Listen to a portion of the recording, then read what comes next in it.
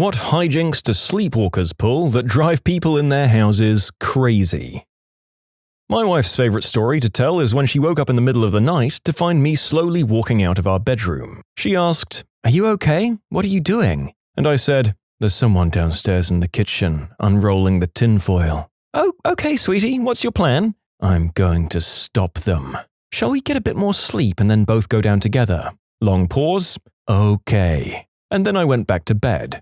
Subsequent investigations found a small plastic bag on the floor near my head being rustled by the movement of the curtain, because the window was open. My ex-boyfriend sometimes talks in his sleep, and the funniest story was this one time I was still up reading a book and I hadn't noticed that he was already asleep next to me. Suddenly he bursts out, "Will you just give me the frickin' yogurt already, Sharon?" in a flawless British accent, and it scared the crap out of me. We're both German, and neither of our first languages include English. We didn't know a Sharon. He's lactose intolerant as well. My boyfriend broke wind very loudly and proceeded to say, "You've got the wrong guy." My girl woke up one night and said, "Did you find your rocks?" And I asked her what she was talking about, and she said, "I don't know, I'm just trying to make conversation," and promptly went back to sleep. She has no recollection of this. My boyfriend woke me up the other day by gently putting his fingers in my mouth, and I kept moving my head out of the way until eventually I was like, "Can you stop that?" He sounded genuinely upset and asked why I woke him up, as he was having a really nice dream about feeding a deer. Brilliant. My boyfriend either recites postcodes, he's a delivery driver, or calls the dog in his sleep. So either he's mad no one's responding to his postcode nonsense, or I get a flying 30-kilo dog to the body. Oh boy, and you can't even close the doors on that one, because then you and the rest of the neighborhood gets to listen to an enormous dog hit the door like a runaway train and then sing the song of its people when it can't get in. My aunt likes to tell the story about her and my cousin sharing a hotel room one time. My aunt woke up, having to use the restroom, and found my cousin sitting up in bed with her arms folded across her abdomen, kind of rocking back and forth and giggling quietly. When my aunt asked her what she was doing, my cousin said, "I'm holding a baby and it has an adult smile." I found this story deeply unsettling. My ex once said, "Horse!" That's all, just the word horse, but with a sense of urgency. The same ex once told me that I sat up straight in bed and mumbled, "Jesus, Grandma, you scared the crap out of me." I'd been dreaming that I was in bed at night and my grandma, still alive at the time, wandered into the room and stood at the end of the bed with a blank stare. So this one time, while my significant other was sleeping, she randomly reached over and started to pet my leg softly. When I ask her what she's doing, she looks at me like I'm stupid and says, "What does it look like? I'm petting this fluffy baby penguin." Then pauses for a second, pats my leg again, and blurts out, "Wait, this isn't a penguin." I've never laughed so hard over someone talking in their sleep. Fantastic sleep songs with lyrics which are utterly bizarre. My absolute two favorites have been, first, "Oh, whoa, it's a corner rat," and secondly, "Obey my rules and you'll always be a country cowboy." Repeated about 5 times and finished with, "Yeah."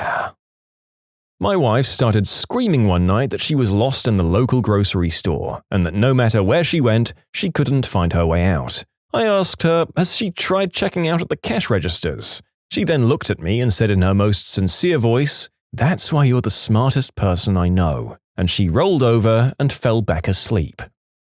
One night, my boyfriend woke me up in the middle of the night, tapping me on my shoulder. He put his finger in my mouth, whispered, "Shh," to me, and then pointed at the door and told me, "I can hear something, don't move." Predictably, I nearly crapped my pants. All the worst possible scenarios crossed my mind, and the moment of silence after he shushed felt like hours. Then he started waving his hands and talking about Tetris, the twirlies, I don't know, and making sure we don't align, and that's how I learned my boyfriend talks in his sleep. Oh, hell yeah, take a seat. My wife was an avid sleep talker for a long time, and her midnight announcements range from simple single words to elaborate speeches. The ones that really stand out to me are waking up in the middle of the night to her suddenly sitting violently up in bed, throwing back the covers and screaming, "Tarantula!" That will make you wake up very, very quickly. There was also whispering my name repeatedly, which woke me up so she could share in a hushed, cautious voice, "There's an alligator in here." When I expressed my concern, just playing along, she told me, still whispering, it's okay, it's been here before. But my all-time favorite was when, from her perspective, as she later explained, she was dreaming that I was playfully sneaking up on her, and she saw me and was calling me out on it. From my perspective, my wife sat up in the middle of the night, staring into the darkest corner of the room, and said repeatedly, in a soft sing-song voice, "I see you." My frickin' blood froze. In short, my wife is terrifying. My grandfather was a hard sleep talker, and my grandmother has a funny story. One day, my grandfather was sleeping and saying, "Do I punch this jerk?" And my grandmother answered, "Yeah, punch him." And then my grandfather hit her in his sleep. I woke up one night when my husband started flailing around in the bed. It shocked me and I shouted, "What's wrong?" And then he punched me in the face. I yelled out and started crying, and he woke up and shouted, "What's wrong, honey?" He'd dreamt he was being chased and then turned around and punched them. Also, my mum, who's in her 80s, she often falls asleep in her chair while I'm visiting her, and she sleep eats. Not real food, but she goes through the motions of holding a plate and bringing it to her mouth. It's hilarious watching her. I asked her once if it was nice, and she said, "Yes, it's very tasty." My girlfriend once yelled in her sleep, "No, no, no, you spunky lesbian. I'm male." I still tease her about it. My ex-roommate talked in his sleep. Once he cried out, "No! Gandalf!" I got this from my wife the morning after the incident. I sat up bolt right in the middle of the night and said, "They're coming. Everything's ready." My wife could only reply, "What?" "They're coming. Everything's ready." "They're coming?" "Mm-hmm." "But everything's ready?" "Yes." "Sounds like we're okay then." Apparently, I comically flopped back down and instantly went back to sleep. My wife was mumbling a lot and suddenly shouted, "Donkey kick!" as she kicked me in my shin, so that was fun. Years ago, my wife was mumbling in her sleep and seemed a bit upset.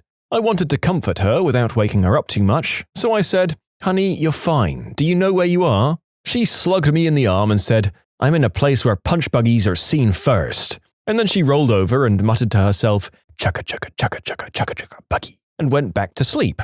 She didn't remember a thing the next morning.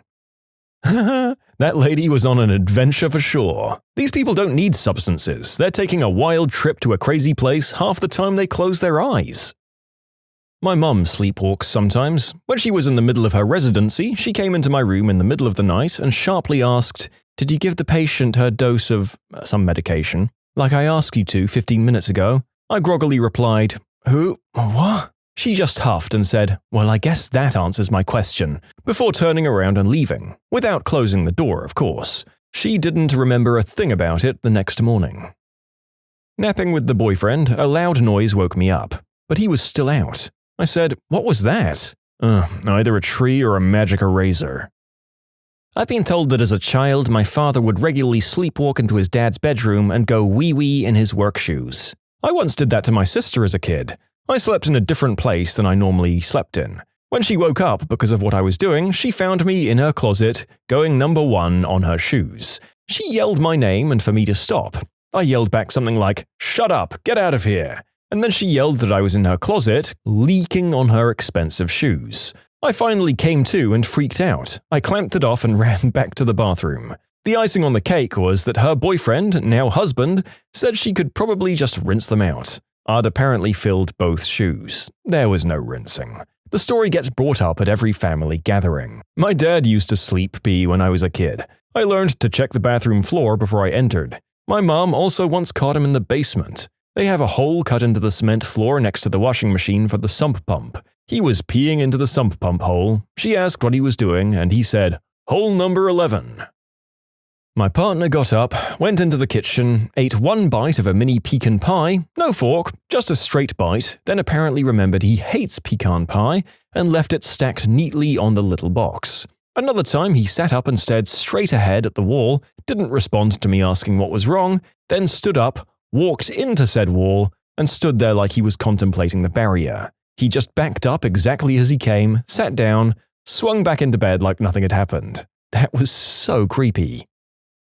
I've had funnier experiences than this one, but can't remember exactly what was said. Most recently, though, my boyfriend scooted me over to Big Spoon Little Spoon and I snuggled in, thinking that's all it was. Then he gets real close to my ear and whispers, "Just so you know, there's something in the closet. Like, like a cartoon turtle. I did my best not to bust out laughing, and he just said, "Okay, honey." When he woke up, he had no memory of it whatsoever, of course. My dad just screams, "Hey!" a lot.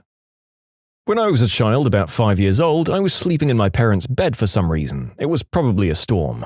My mum was awake, Dad and I were asleep. Suddenly, my father and I have this cross-sleep conversation while my mum lays between us, quietly freaking out. "Dad, you'd better not take my toys," I mutter angrily. "Okay, I won't," my father responds. "Don't even touch them." "Okay." Not particularly scintillating conversation, but notable for the fact that we were both asleep and still responding to each other. It was like making Alexa and Siri talk to each other.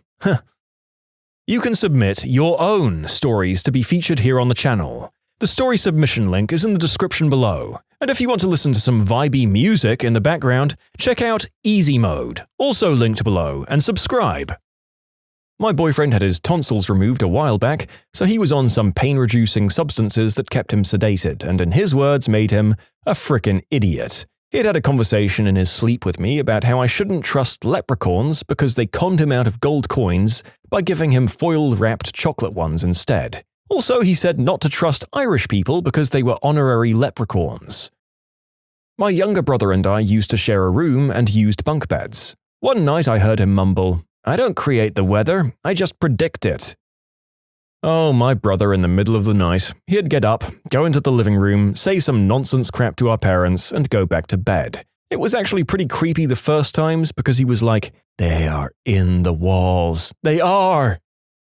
My mum used to wake me up for school because I'd sleep through my alarms. She had a bunch of stories about weird crap I've said to her right before waking. "He's not here. Check down the street. Just put it on the roof and it'll blow away."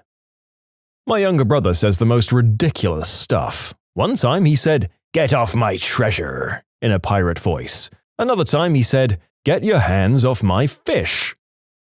My mum jumped my dad because in her dream there was a thief that stole an old lady out of the hospital. She thought he had to protect the old lady, so she decided to jump on her to protect her from the thief. Then she woke up on top of my dad.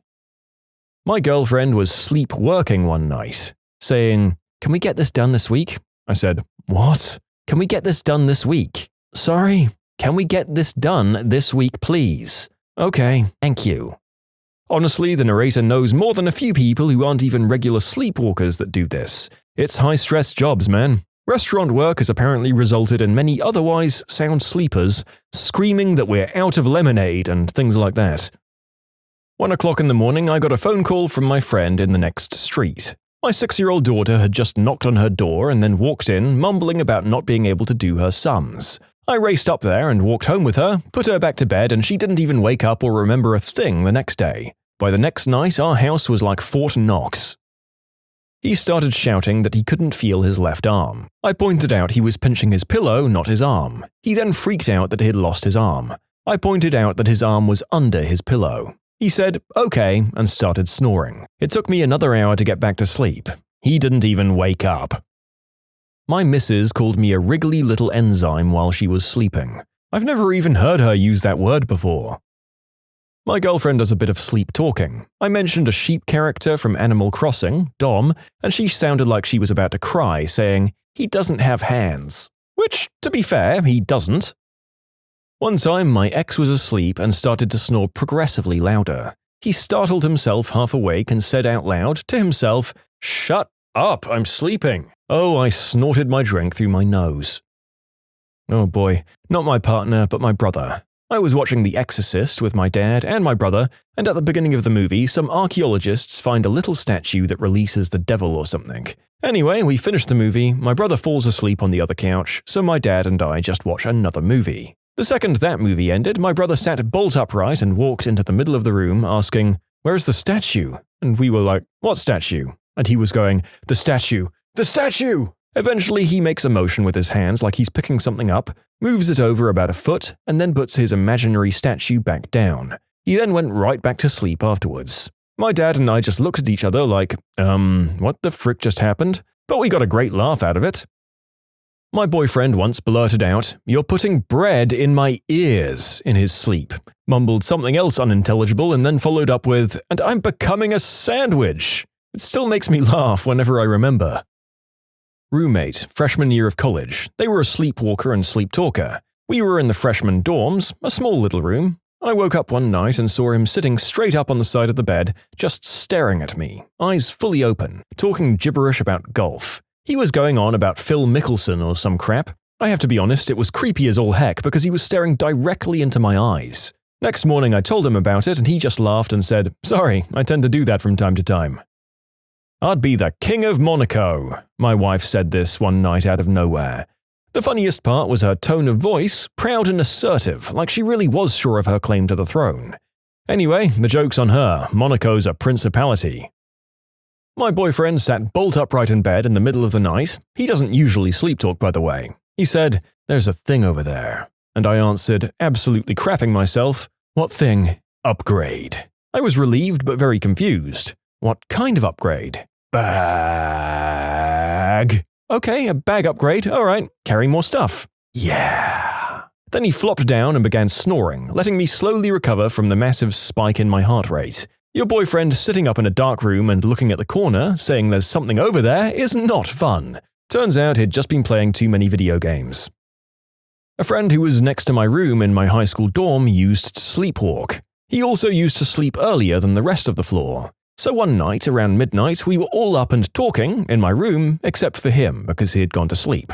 We were kind of worried that the dorm advisor would cut our chill session and tell us to go to bed. Suddenly, we hear someone banging on the door of this room. I go to open it, and as soon as I turn the handle, the door comes flying towards me. I was knocked back into a table, and standing there was my sleepwalking friend. He says, "Where is the secret of the time?" And without waiting for an answer, walks back to his room, climbs into his bunk bed, the top one, and goes to sleep. Needless to say, we were all surprised, but being teens, we never let him forget it. It became a running joke in the school. Not a partner, but in military training and school, I often took the night shift for guard duty. The amount of sleepwalkers and talkers is way frickin' higher than I expected. It's straight up creepy when you have to walk down the halls with a covered flashlight, listening to big grown men mumbling and lashing out in their sleep. What takes the cake, though, is often sleepwalkers will just kinda stop randomly. So you'll be walking along in pitch-black darkness, and suddenly there's just a guy standing there. Eyes closed, or worse, open, just sorta listing to the side or leaning against a bedpost or wall. After I'd suppress all of the swear words I was about to yell, there was nothing much to do but kind of prod them along back to their bed. For all the randomness that's part of the military, I really didn't expect one of my jobs to be gently tucking my fellow soldiers back into bed. Jesus Christ. Night-walking zombies with sleep conditions and sentries with guns just seems like such a recipe for disaster. Then again, you never hear about anyone dying because of this, so maybe they have a decent protocol for it. My husband woke up in the morning and told me about a crazy dream he had. We were hosting a party and he was serving cookies. He was upset that nobody was eating said cookies. When we went downstairs, we discovered a full plate of cookies sitting on our dining table. Oh, I'm the sleep talker. I don't remember any of this, but my boyfriend said I did this to him. In the middle of the night, I hit his butt hard with my knee. Obviously, he was pretty annoyed. He sat up to stretch and I said, "I'll stretch too." Did stretches, laid back down. Then, while making full eye contact with him, I grabbed the blanket and threw it off him. Then rolled over and started snoring immediately. We were freshly married and living overseas. My husband hadn't had much sleep the night before, which usually enhances any sleep talking. It was hot in our room. My husband mumbled something which I didn't quite catch. I asked him to repeat it. He got up, opened the bedroom window and said very pointedly, "Airflow, B-word," and then laid back down, completely asleep. Now, my husband has never, not once, ever called me a name or even raised his voice to me, so this was particularly hilarious. My boyfriend is bilingual, and although sometimes I catch him sleep-talking in Punjabi, I've never heard him sleep-talking in English. He also once punched me in the middle of my spine while fully asleep. When he woke up, he claimed in his dream he was giving his mum CPR. He also sometimes suffers from night terrors. It happened often enough when we first started dating, almost every time he slept or napped, but it hasn't happened for probably over a year. It happened like 2 nights ago when he just started screaming like a banshee in his sleep. It was wild and terrifying. When my girlfriend and I started dating, she told me that she had been told she talks in her sleep from time to time, and unfortunately has nightmares fairly often. One of the first nights we spent together, she woke up at 2 a.m., sit up super quickly, and it woke me up. I looked over only to hear her quickly say, "Pizza. Order a pizza," and then lie back down and start snoring within a minute. God, I love that woman. Oh, Mum. She talks and moves a lot during the night. Last week she started running while laying down, yes, just like dogs do, and screaming, "Get out of the way! Get out of the way!" I woke up in the other room to the sound of my dad first wondering what the frick was going on, and then laughing his butt off when he was telling me what had just happened. My ex-girlfriend woke me up from a dead sleep and said to me, "No trucks, please. Subcompact cars only, please." Upon waking, I relayed this to her and she said to me, "What the frick is a subcompact car?" After watching the Lego movie, I really got into the Batman franchise. The comics, the movies, everything. This kind of peeved my boyfriend. It peeved him so much, in fact, that one night while he was sleeping with his back to me, in a split second he sat bolt upright, turned to me and yelled, "Frick, Batman!" right in my face. He then immediately slumped back down and continued snoring. What was your most awesome "don't F with me" moment? I will gladly start. One day, I was out fishing at a local pond with a few girls that I went to school with. We had gotten close because of Honours Society, and yes, they're attractive. We catch a few bass and channel catfish and decide it's time to head home before dusk sets tonight. Mind you, there's about a 150 to 200 yard path from the parking lot to the actual pond, so we started heading down said path. As we get about halfway down, we see two local thugs who have dropped out of high school and are always around to cause trouble in our town. Since I'm carrying all of the tackle for non-fishermen, rods, lures, tackle box, etc., I'm also trailing the three girls. As we got closer to the thugs, I hear one of them yelling bullcrap like, "Damn, mummy, look at that butt!" and "Crap, I'd screw every single one of you," right in front of the girls. Next, the guy in front turns around and grabs one of my friend's butts and slaps her right in the chest. This teed me off more than anything, and I stupidly yell, "Hey, frick butts, don't even frickin' look at them." I admit I'm a little hot-tempered and probably could have handled the situation much better, but frick it, I was in the heat of the moment. The two guys start walking over to me, obviously ready to beat my butt. With quick thinking, I dropped my tackle and flipped out my 4-inch Smith & Wesson knife from my pocket, and to put the icing on the cake, I pull out my car bar that I use for filleting. After this, the story kind of winds down. The dudes were silent after that, took a very wide path around us, and we were on our way. Needless to say, that was my great "don't frick with me" moment. To clarify to those asking, I did not get laid. However, I did get a free dinner out of it. Well, that could have gone one of two ways, and I for one am very happy that those guys just chose to walk away. But nonetheless, well done, Knifey McFisherman. My friend's dad is a truck driver, and he used to pick up hitchhikers all the time. One time he picked two of them up, and they started on the journey to wherever they were going. After an hour, one decides he's going to try and jack the truck, and pulls out a knife. Well, my friend's dad, being super cool and steely, floors it and says, "You're gonna put that knife away, or I'm gonna kill us all," and steers directly toward the concrete dividers that were splitting the highway up ahead. The would-be truck jackers put away the knife and sit quietly for the rest of the ride, and he still drops them off at their destination. That's a bad motherfricker right there. I think you mean a bad butt mother trucker. He must have had a mustache to store his extra testicle in. I was living with a middle-aged woman. Since I'm middle-aged as well, this was a fairly decent arrangement. Her daughter was living with us as well, 17 years old and hell on wheels. From what I understand, one of her former boyfriends became upset with her because she had a new boyfriend. He was going to come to my home and beat the crap out of her under my roof. He said that if I got in his way, he was going to beat my butt as well. A friend of hers caught wind of what was happening and called her mother. She called me. The boys showed up with an audience. I greeted them just by poking my head out of the door and telling them to get the frick off my property. The butthole gets out of the vehicle. I open the door, and he can see that I'm packing a 45 in my shoulder rig. I also have an 870 by the door. I hear a forlorn, "Hi, John," to me, from his friend that came along to witness him beating my butt. I repeat my demand that the man remove himself from my property, and he complied. It could have been the gun, then again it could have been the shovel leaning against my truck, and the fact that no one would come looking for him if he disappeared that far from town. My great-grandfather was a CB in World War II. Somewhere along the way, he got his hands on a frag grenade. When he came home, he unscrewed the pin fuse mechanism, dumped out the black powder that makes the boom boom, and put the fuse back on so it looked like a regular grenade. He kept it on his bedstand for the rest of his life. Apparently, this was also when someone broke into his house, he could calmly walk out with the grenade, pull the pin, and threaten to blow everyone to heck and back if they didn't kindly replace anything they'd taken and exit his property.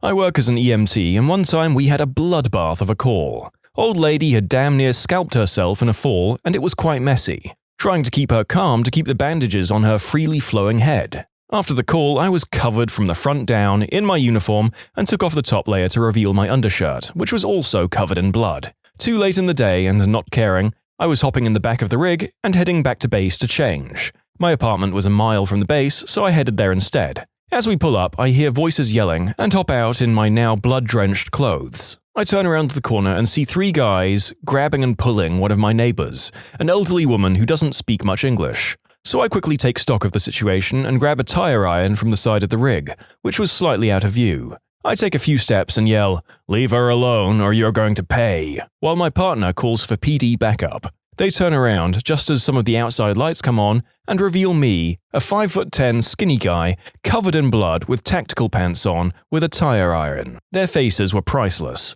Suddenly one of them books, and the other says to the last guy there, "Frick it, I'm not dealing with that dude," and follows his friend. I help the lady and then realize what a scary sight I was. Some dude, covered in blood with a tire iron, coming out from around the corner into the light and angry. She ended up being fine, and I changed rather quickly after that. The police came and got what little info they could, and we were all on our way. But gosh darn, I felt like a superhero. In conclusion, covered in blood, I scared off 3 thugs who wanted to beat an old Russian lady with a tire iron and good lighting.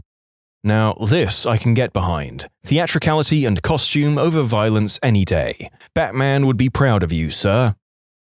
Long story short, my passport got stolen and my only way back home was a train from Oakland, California, back to Canada. So I was sitting at the train station for like 2 hours and decided to go for a walk around that part of Oakland, across from where the Raiders and A's play. Being naive and from Canada, I had no idea what this meant. It took me less than 10 minutes to realize that I'd made a horrible decision. A car started driving around the block I was walking down. I had a suitcase and a backpack and a large bag. It was a long trip.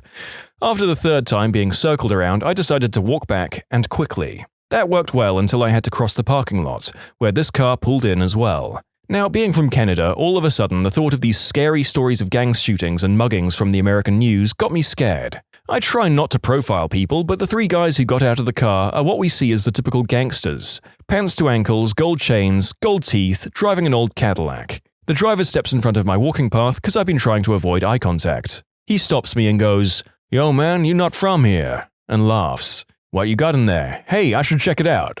His 2 friends are leaning over the car, and one pulls a bat out of the car and places it on the roof. This is where my instincts kick in and I lose control of any real thinking. So I start yelling in the most aggressive way possible.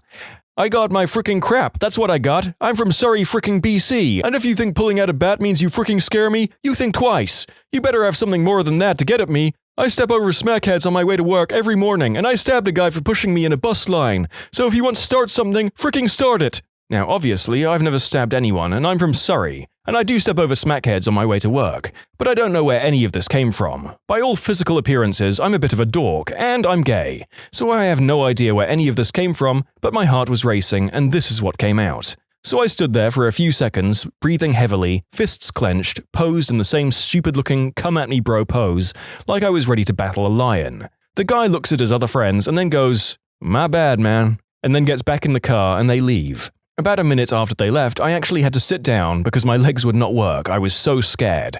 So that's how I almost died. I don't actually think this would or could ever happen again in the same situation. I have almost never raised my voice in my life. But I really didn't want to die. Also, after the gong show of losing your passport in a foreign country and having to take a train home, your emotions get the best of you.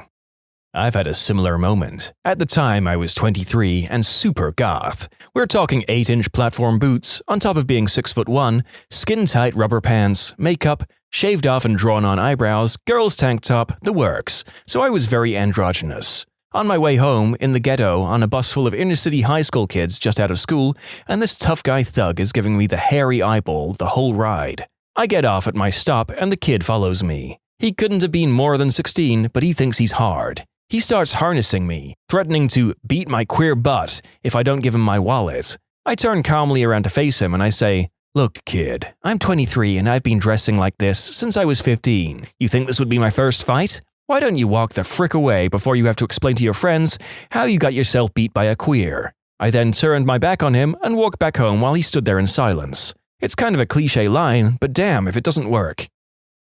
Two guys at a bar, one sitting next to me and the other across, start fricking with me for no apparent reason. They were clearly on the sauce. The fact that I ordered the crappy bar pizza is a testament to the fact that I was nearing that point too. At the point the waitress came by and dropped my pizza off, the guy across from me is basically challenging me to walk outside. At that moment, the sad excuse of a D-bag next to me makes a grab at my pizza. Through some amazing drunken luck, I see this out of the corner of my eye, launch my arm out, and backslap the crap out of this guy's arm. They must have thought I knew martial arts because they didn't say a word after this and got up to leave. Don't mess with my pizza.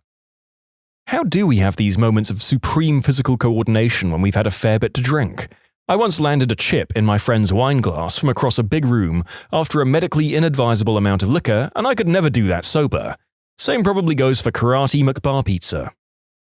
Mine was more of a don't F with me because my brother is bat crap crazy moment. I have an older gay brother. It was pretty well known that he was gay in high school, but nobody ever flat out asked me about it. One day, two guys from the football team, both juniors, are giving me a hard time. Suddenly, brother walks over and says, "Hey, leave him alone. This isn't a request." One guy replies, "Shut up, queer. What are you gonna do?" My brother's answer still sticks with me to this day. See, you should think about that. I've been a queer about as long as I can remember, which means I got into fights every day. So I know I can fight. How about you? Can you actually fight? Or do you just try to scare people? Because you don't scare me. I've effed guys bigger than both of you. Again, leave my brother alone. F you, queer. You're not my type. I like men.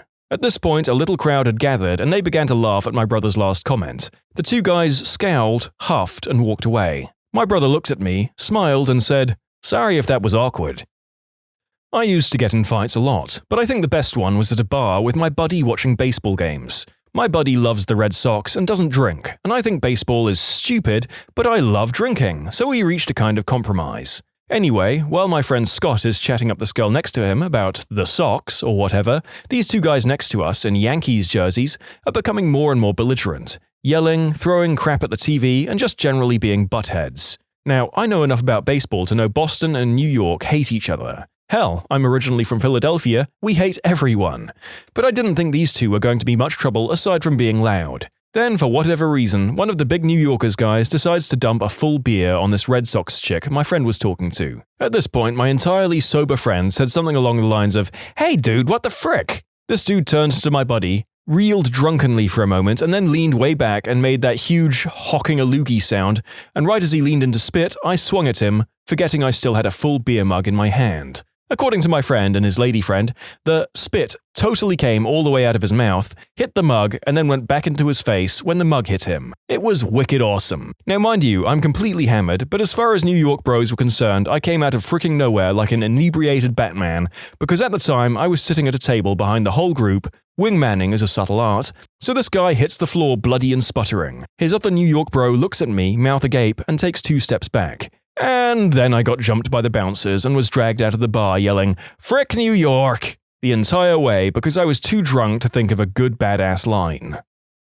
Not quite as bad as most of these stories, but I've got kind of a good one. Just to provide a bit of context, I'm a super skinny, wimpy, white male, and a really nice guy who you'd never expect to lash out at someone. Back in high school, there was this kid who liked to mooch off everyone else's lunch, just because he'd never bought or packed his own. You know, the whole, "I'm really poor, so you should definitely give me all your food. I need it more than you" routine. He wasn't really, he just liked to take our food because he could. Every now and again, I'd give him half a sandwich or something, because like I said, I enjoy being a nice person. But one day, I just snapped. He grabbed my whole lunch bag from right in front of me without even asking for anything, and before I even started to eat my own food. In an instant, I dove across the table, grabbed him by his shirt, pulled him completely over to my side, and growled, "Give me my fricking lunch back, butthole," in his face. I got it, and it was delicious. I'd call this a badass moment of mine because I never ever act out like that. I'm usually pretty submissive and soft about things. But gosh darn it, I was excited for my little Debbie's and ham sandwich, and I wasn't going to let some butthole take them from me. All of my friends were totally shocked too. They had no idea I was even capable of sticking up for myself like that. Guess that's one way to keep people from messing with you.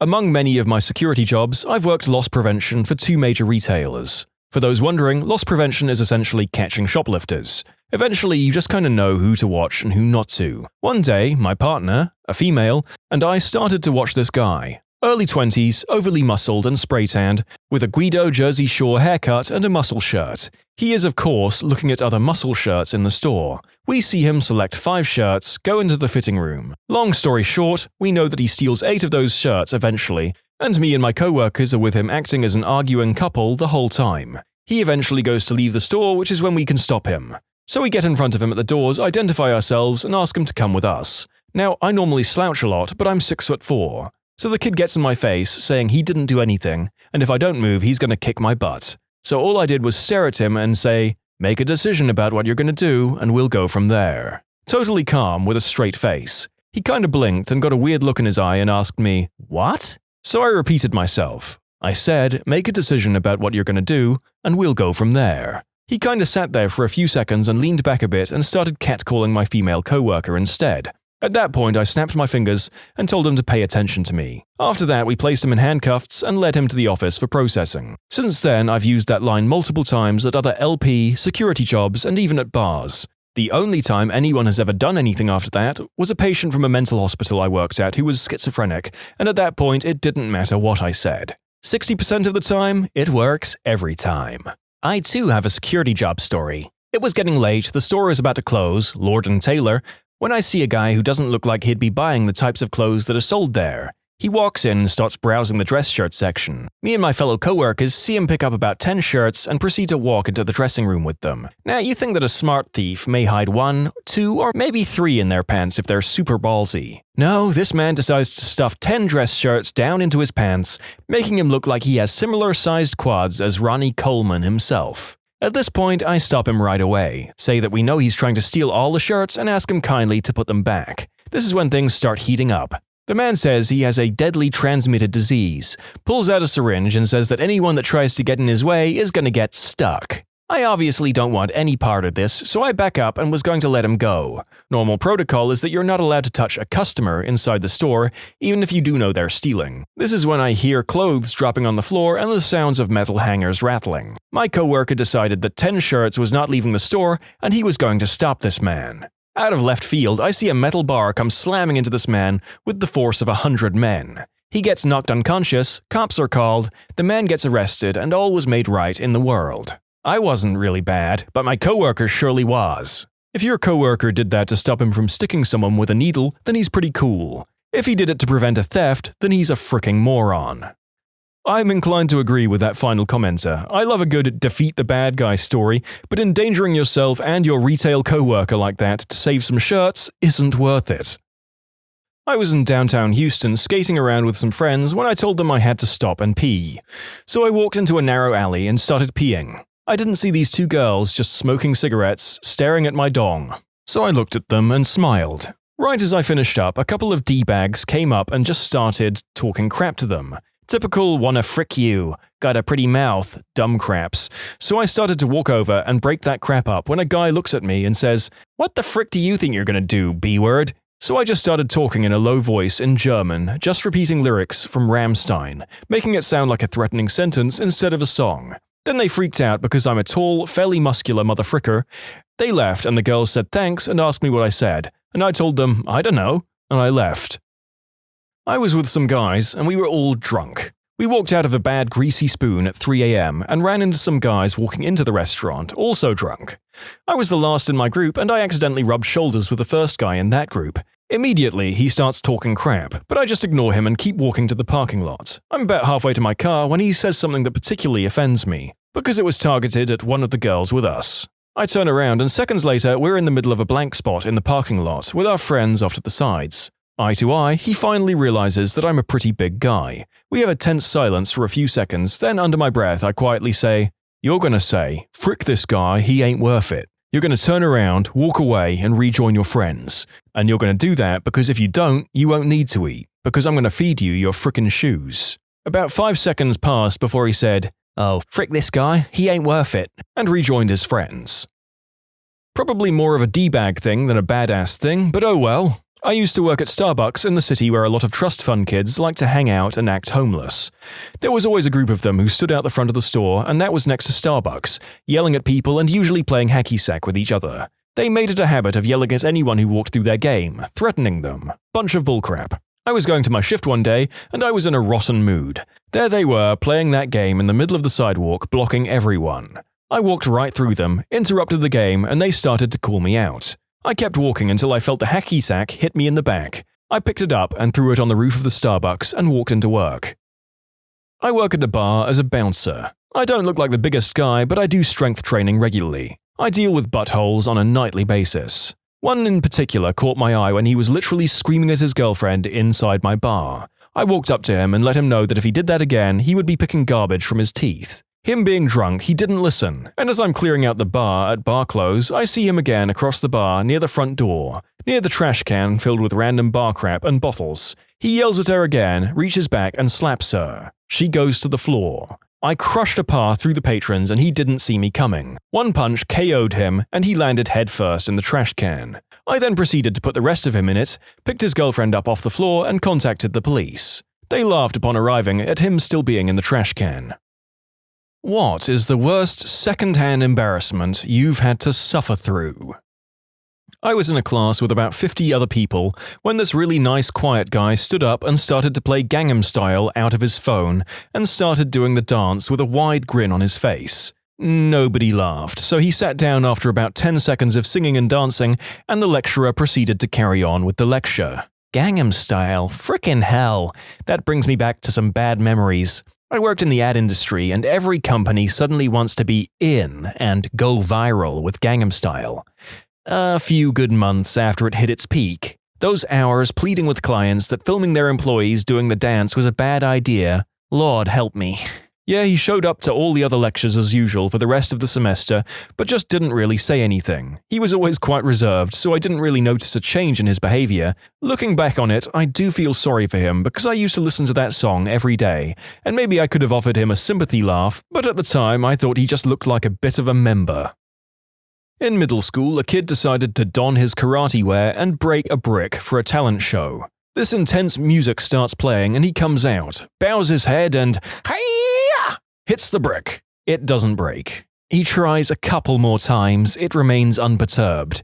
He stomps off the stage in tears. I'm sure to console him, people told him, "Nobody will remember this in 10 years. It's been more than 10 years. I still remember him as the kid who couldn't break the brick.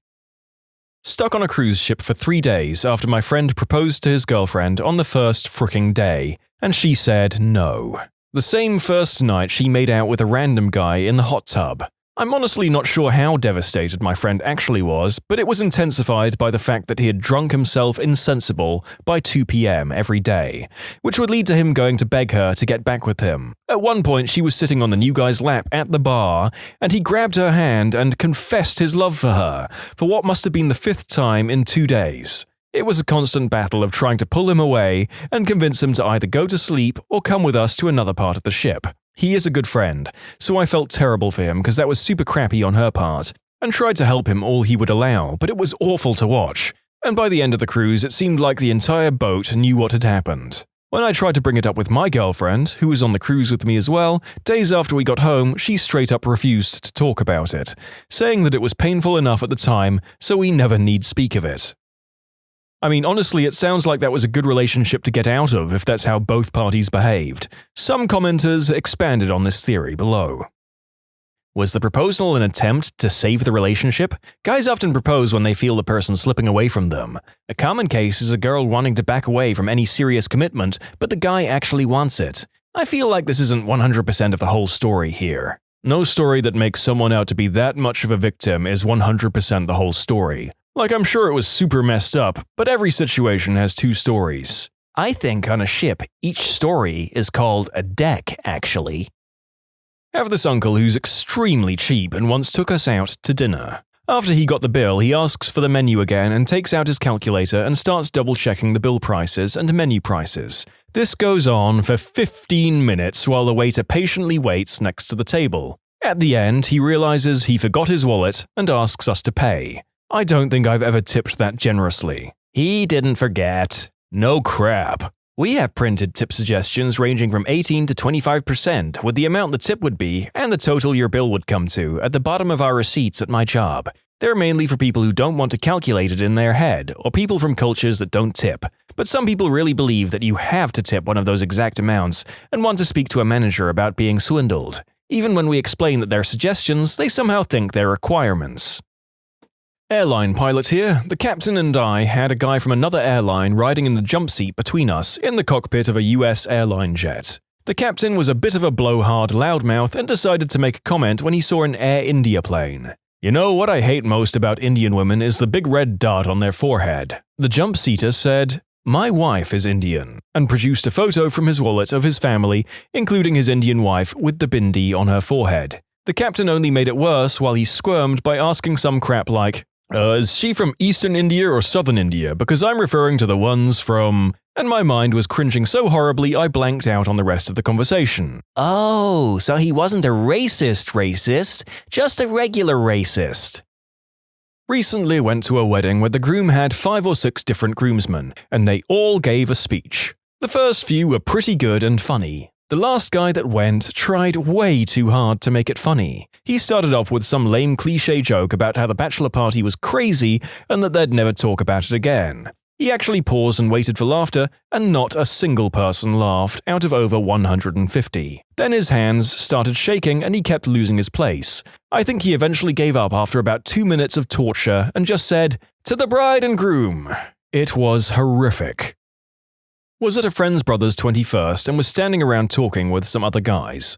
On the driveway, a bunch of girls were dancing to the music. It was a really chill night, but it was about to get a lot chillier. The guy next to me said to the guy on the other side, "How about the rack on that blonde chick?" The other guy replied, "That's my daughter." The first guy mumbled something and left at a brisk walk. It can be worse, believe it or not. My significant other was helping his mom reminisce by looking at her old sports team photos from when she used to play hockey. Significant other and his mate both point and go, "Phew, who's that one?" And of course, it was her. She was apparently really flattered by it, though. I mean, Freudian complexities aside, it's just nice that the person gave their mum a nice esteem boost for a while. Probably a good thing that the friend was there to place the blame on. When I was in the 7th grade in Texas history class, we had an in-class assignment in groups of 3 that required us to read a passage from the textbook and then summarize it in a skit for the class. I was grouped with a good friend who we call Karen and a girl who was known for being really socially awkward, who we will call Janice. Janice was that type of socially awkward girl that tried really, really hard to be cool, but failed miserably while wearing a Naruto headband every single day. Our passage was about cattle herding, and for some reason Janice got it into her head that it would be hilarious to hum the Star Wars theme song, but instead of regular humming, moo it. She wanted to moo the Star Wars theme song at the end of the skit. She tried to convince us, but Karen and I did not want to get destroyed by our classmates, so we refused. When it was our turn, we completed our skit and started to head back down, and Janice looks at us and screams, "Please!" And we both just shook our heads. She burst into tears and explained to us that she wanted to do something cool for the performance, but we refused, so could she just please do it on her own? The teacher told her to go ahead. Janice, still sobbing, stood in front of the class and mooed the entire Star Wars theme song, but the tune was unrecognizable since she was sniffing and gasping in between moos. So we all just kind of sat there for a solid 5 minutes watching this girl in a Naruto headband bawl and moo. 2 stand out from one high school English class. A dude got called out by our teacher for plagiarizing while he gave a report in front of a class in a book we read. In particular, she asked what "in lay thinking" meant, and he stood there for a good 10 seconds of silence before she lectured everyone on not copying from other sources. Another kid in our grade died from taking too many substances. He was pretty popular and his death shocked the school for a good while. Several of his closest friends were in this class. The day after his death, our teacher was out sick and we had a substitute. Naturally, she called out this guy's name during roll call. That hushed the class to the point of searing awkwardness, and some guy started sobbing. You could still see the slow dawning horror on the sub's face. You managed to trigger a cringe that had been blocked by my mind since it happened in 1997. Holy crap. 7th grade, a kid 2 grades above us died in a car accident. It really shook up the small town as he was a partying drunk and he and his friends went driving. Very much one of those can't happen to our town kinds of things. Cue roll call in social studies the day after the funeral. A kid in our grade shared a very common first name with the kid who died. Teacher says, "James?" Before James can even say here, frickin' Isaac yelled out trying to be funny, "How can he be here? He just died!" Absolute silence. I mean, what the frick do you say to that? And in case you haven't cringed into oblivion yet, this was the day that the dead kid's sister, who was in our grade, returned to school. She was going to take more than the week and a half to recuperate, but liked being around friends to help her get through it. My sister was on a first date with some guy she met online, and was nervous, so she had my significant other and I meet up with them. The guy was super braggy about being able to speak German, not knowing that my significant other was raised there and speaks it fluently. So my significant other tries to start a conversation with him in German. The guy apparently only spoke a few words of German and left embarrassed and without any chance of a second date. My significant other still feels a little guilty about it. Ich bin ein zwanghafter Lügner. Watching a friend be punished by their parents. It's so frickin' awkward. Oh my god, when I was 7 or 8 at a friend's house and he said crap while we played Mario Kart and his mum heard from the other room. She pulled him over her knee and started to give him a smacking on the rump. So I immediately tried to leave and the mum said, "Don't worry, he deserves this, you can stay." I was really weirded out and left anyways. As I closed the door behind me, my buddy was giving me a look that I'll never forget.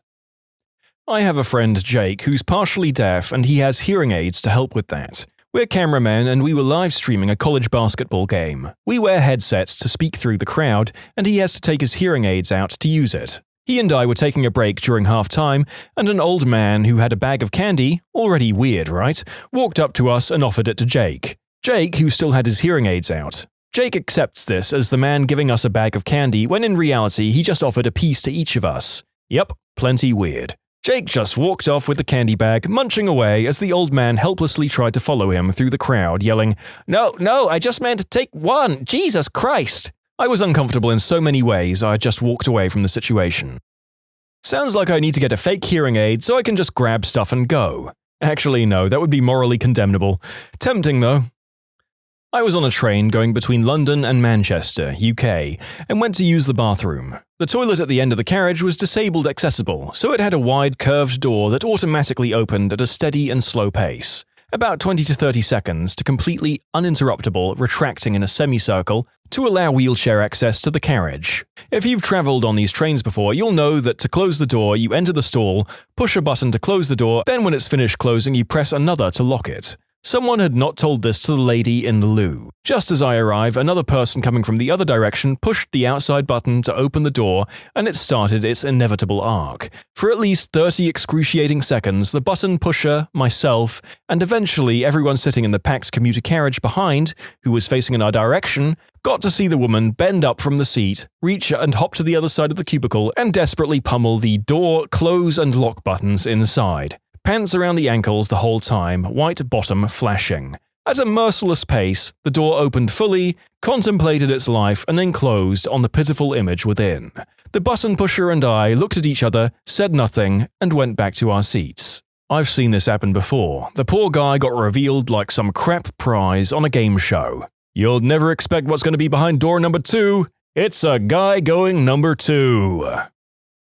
I'm usually the subject of first-hand embarrassment, but this time, a local radio station I listened to hosted some kind of Christmas charity event, where the DJS stood outside some kind of children's charity drive and talked about it to the people giving donations. They'd been playing music in between, asking people their names and talking about how much stuff they'd given, like, "Thanks to Dave from Cityville for the $300. Say hi, Dave." Dave, hi, you're welcome, happy holidays, bye. The cringe begins when a guy named Josh comes in to give some money to the charity. The DJ? Wow, Josh has given us $3,000, the most generous donation of the day. Josh. Yeah, haha, I did. So how much do you have now? DJ. Thanks again, Josh. I think that puts us at 10,000. Josh. No. I mean, after what I gave you, how much do I have? DJ. We have $10,000 in donations. Josh. No, I mean, what number did my donation put you over? At this point, I've gone from confusion to realizing what Josh is trying to get the DJ to say. I'm actually facepalming for him. DJ, well, before you donated, we had about 8,000. Josh, no, that's not what I mean. DJ, I don't quite know what you're getting at, Josh. Josh, get it? Now you have over 9,000! DJ, what? Josh, get it? After what I gave you, you have over 9,000! DJ, yeah, I don't. Like, there's this show called Dragon Ball Z, and the guy in it, he says over 9,000. Oh, right, yeah. Alright then. Basically, a guy donated thousands in charity over the radio to just get the DJ to say, we have over 9,000. I'm pretty sure they didn't get the joke, and he tried to explain it to them. I don't remember a lot of the details or the exact amount, but I'm pretty sure the guy donated in the thousands. Government class senior year. Teacher makes a comment about how we should stay off our phones in class and be careful about the things we send out. Proceeds to pull up a classmate's tweet that says something along the lines of, "This teacher is so dumb, this class freaking sucks." She was on her phone, so she didn't see it pulled up immediately. When the whole class fell silent, she finally looked up and turned bright red. The teacher kind of chuckled and continued on with the lessons. To be fair, that teacher had amazing timing. I always get this when I watch guys hit on girls unsuccessfully. One particularly painful example was a good friend of mine who is not the best when it comes to flirting, and he'd just come out of a long-term relationship, so safe to say he was rusty. At any rate, he makes a beeline toward this girl. I try to intervene and assure him it will not work out. She was seeing someone, and her friend told me that my friend, currently making moves towards her, weirded her out a little. I pleaded and pleaded with him to just refrain from doing it, but he was having none of it, as he thought I just wanted to take a stab myself. Anyway, I watched helplessly as he moves towards her, slides up and attempts to hold her hand. She looks mildly scared, so he says to her in a fairly loud voice, "Don't worry, I'll hold you." At this point, I have to look the other way as I'm actually dying of embarrassment for him. She then slowly starts moving away, looking quite fearful, and then briskly walks outside. He comes back over and asks if he should go for her friend instead. Just remembered another story from the same guy around the same time. This time he had managed to pull, and he was cracking onto this girl and she was reciprocating, putting her hands on his leg, giving him the occasional kiss. Anyway, he gets incredibly smashed, and we're walking with a group of friends to another bar. The woman in question is walking behind us with her friend. He says incredibly loudly, "I am so in there, bro. 10 out of 10. Easy." She's obviously well within earshot. We arrive at the next bar, and she comes up to him and says, "Were you talking about me?" I've never seen someone look so on the spot. He stammers some answer about not meaning it like it sounded. At any rate, safe to say, this killed the vibe for a bit. She sort of distances herself from him. Undeterred, he continues to drink and attempts to start up conversations with her. Feeling a little bit freaked out, she asks her friends to leave. Now, they lived about 1 kilometer away from this bar. They all leave. My friend excuses himself about 10 minutes later. We all ask him not to go to this woman's house. He promises not to, and being drunk, we let him go. About 20 minutes later, I get a phone call from one of this girl's friends saying that my friend is drunk in their house, which was their parents' house, and is refusing to leave. Mortified, we had to go and collect him, sort of half yelling apologies at their house. Oofed. I think we all know at least one guy like this. Generally, they grow out of it, and we're hopefully able to use these sorts of stories as cautionary and humorous tales for the rest of us. Used to be a bag boy at a grocery store. One day, I was bagging an older man's groceries, and the cashier begins to talk to him. In a polite voice, "Have you found everything you're looking for?" He gave no response. "Sir, have you found everything you're looking for?" No response. "Sir, have you found everything you're looking for?" The man, finally acknowledging the cashier, says, "Oh, hey, I'm deaf." The cashier apologized profusely, and the old man looked at her in disgust, while I did the brave thing and left to bring shopping carts back into the store. Sleeping over my friend's house in the 7th grade, I was trying to sleep on the floor. However, his parents decided to have very loud, wall-rattling fun times. I laid there trying to fall asleep for about 15 minutes when a loud shriek hinted that it was over. I kinda laughed a little, and my friend, who I thought was sleeping, just says, "I am so sorry." We awkwardly laughed about it, then went to bed. 3 women in a kitchen, one is pretty overweight and recently miscarried. I knew, the third person didn't, and started asking questions about how the pregnancy was coming along. I'm peeling carrots, just dying inside. The overweight woman who miscarried informed the woman that she lost the baby a month ago. I'm a coward and just pretended to focus on the carrots. Horrible. This was my freshman year of college in 2006. One of my Gen Ed class requirements was a minority studies class, and the only one left was women's studies. I figured it would be a perfectly okay class, and it honestly was. The problem was this guy in the class named Carter. Carter was the precursor to the modern-day "ladies, I must apologize for my gender, look at me, I'm such a good ally to women" guy, and every time he raised his hand, you could see a lot of people in the room cringe. He had said something dumb, and the professor had moved on to a new topic when he raised his hand again. He then said, "I just want to apologize for what my gender does to women." I feel like everyone in the class was staring a hole through their desks because of how utterly embarrassing this guy was. The professor said, Okay, if that's all you wanted to say, let's move on, and oh lord, does thinking about that still make me cringe. Oh boy, I've got one. An integral part of my architecture education were what we call critiques or juries. Basically, you'd present your work in front of a group of your classmates and professors, to which questions could be asked and suggestions be offered. It was an incredibly valuable part of our education, as getting and offering feedback really encouraged more critical thought about what we were doing. Unfortunately, it also meant that if you produced crappy work, you'd get torn to pieces. Anyway, come our final jury presentations for the semester, this one guy pins up his presentation materials and physical model and gives his presentation. It was bad. Seriously bad. Aside from only taking up a quarter of his allotted time, it looked like his presentation materials were half finished, after a night of fervent scrambling to get the work done. There wasn't enough to even start to ask questions or give suggestions to him.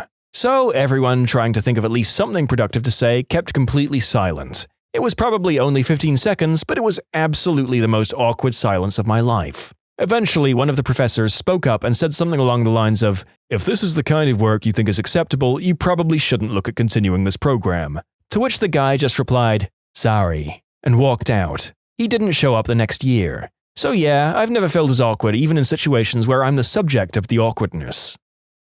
Probably not that bad in the grand scheme of things, but it's been going on for months now. My friend will just blurt out guesses to questions in my physical chemistry class. She sits in the front row, and before anyone has a chance to answer if they actually know, she will just randomly guess. Over and over again. It's so awkward because she's almost always wrong, and the teacher asks her to explain, and she doesn't ever have a good reason for what she said.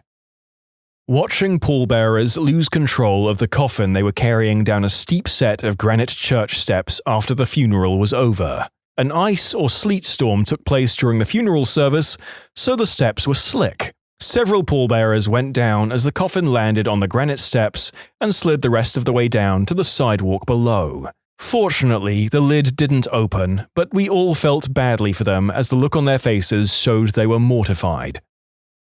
What's the most real relationship advice you can give? It's fine to not always want to spend 100% of your time with your spouse.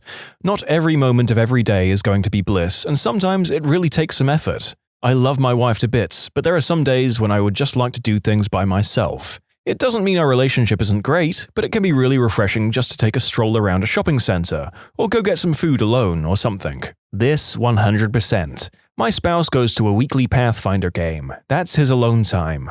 I occasionally go to a punk show or have a beer with my friends. It can be even simpler. I will go read a book in the other room and get my alone time. He likes to cook, so he'll start up in the kitchen and I stay away while he listens to his music. Everyone needs alone time. Don't lose yourself as an individual in a relationship. Happened to me. Where were you 10 years ago? Ah, but would you have listened 10 years ago? I think it's so important to have your own social lives and circles, but I see so many couples who bring their partner to everything, to the point that they're basically a part of every social group that person is in. Where does that person then have an escape to? When can they go out with their friends without the other one feeling bad for not being invited? Keep your own circle. My partner and I have been friends for years, even before we were a couple, so we have the same friend group. I combat this by asking when he wants me to tag along to outings like shopping, and also we have pretty chill home life. Also, we're not attached at the hip at events, and I know when to step back and let him have one-on-one conversations. I try and let him know that it's okay for us to do our own thing, and I won't be offended. Sometimes I worry that I'm too much and we're not getting enough alone time, but we communicate well and respect each other. So if it ever becomes an issue, it wouldn't be one for too long. Communication is key. Make sure you're talking to your partner and finding out what they need and telling them your needs too.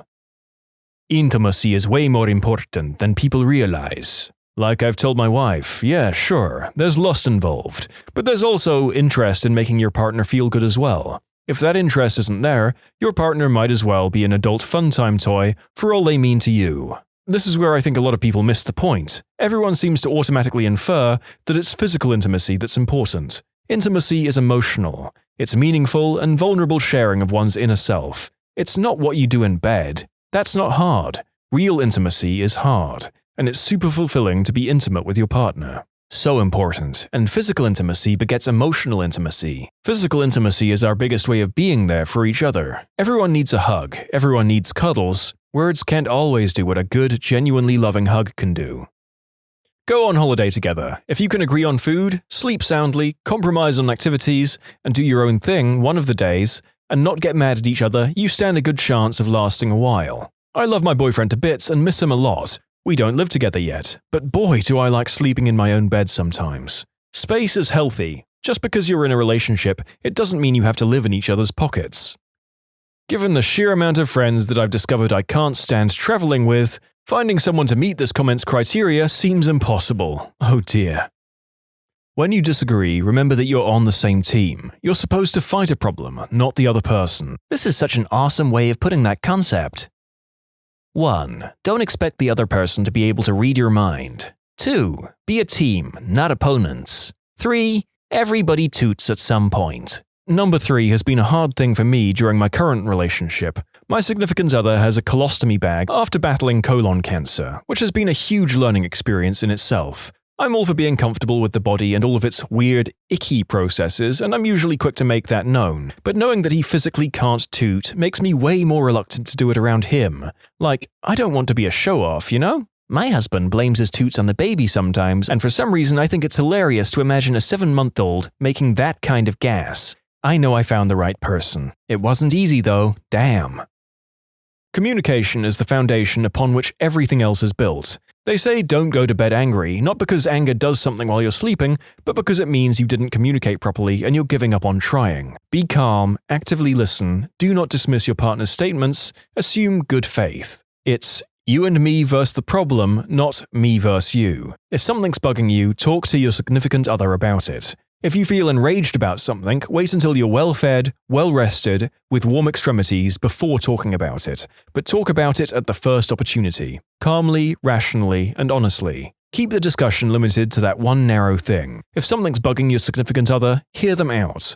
Never think, well, I'm not bothered by that, so it's not a problem. Think, my significant other is bothered by this, and that's a problem. If you think the concern is unreasonable, frame the discussion as solving the problem of your significant other is being unhappy. The worst fights and arguments happen over trivial things because it's not the trivial thing that's actually causing the problem.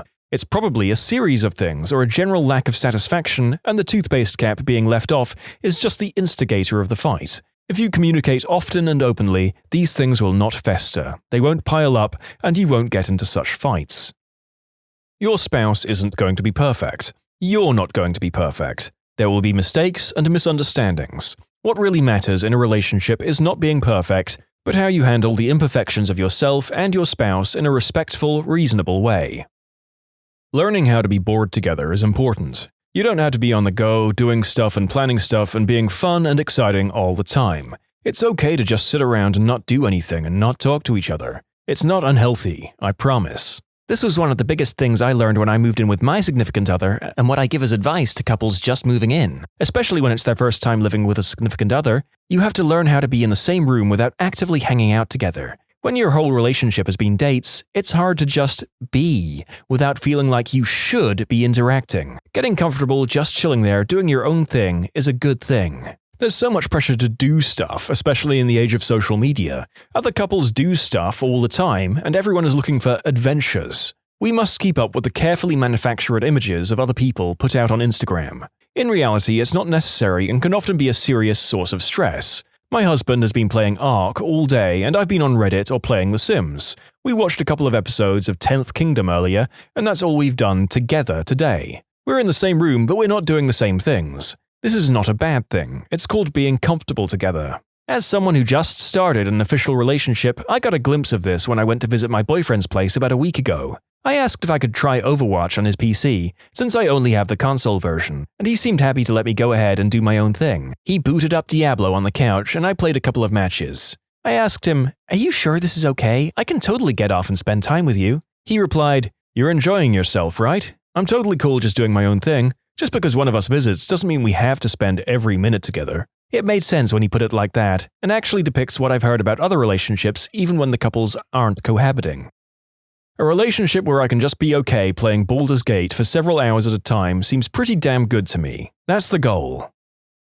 It's interesting when people get confused by this. I always considered relationships to be autonomous. We should both be able to live our own lives, but us being together makes it better. At the same time, romantic relationships are just that. You should be dating your best friend. Your best friends sometimes do nothing with each other. My friend and I once got into a study room after class and did our homework for literally 2 hours with minimal talking. I looked at her around 1 in the afternoon and asked if she's hungry, and we grabbed lunch. It's kind of the same thing. You have to be honest with them, especially when it's hard to do. Me and my boyfriend get uncomfortably real with each other sometimes, and something we both learned is to listen to criticism without getting defensive. And when giving criticism, we don't attack each other, no matter how angry or sad we are at each other. I've had him call me out for certain behaviors that nobody has ever called me out on, and I've done the same for him. We're both better people for it because when we get it all out on the table, we have no choice but to work on ourselves.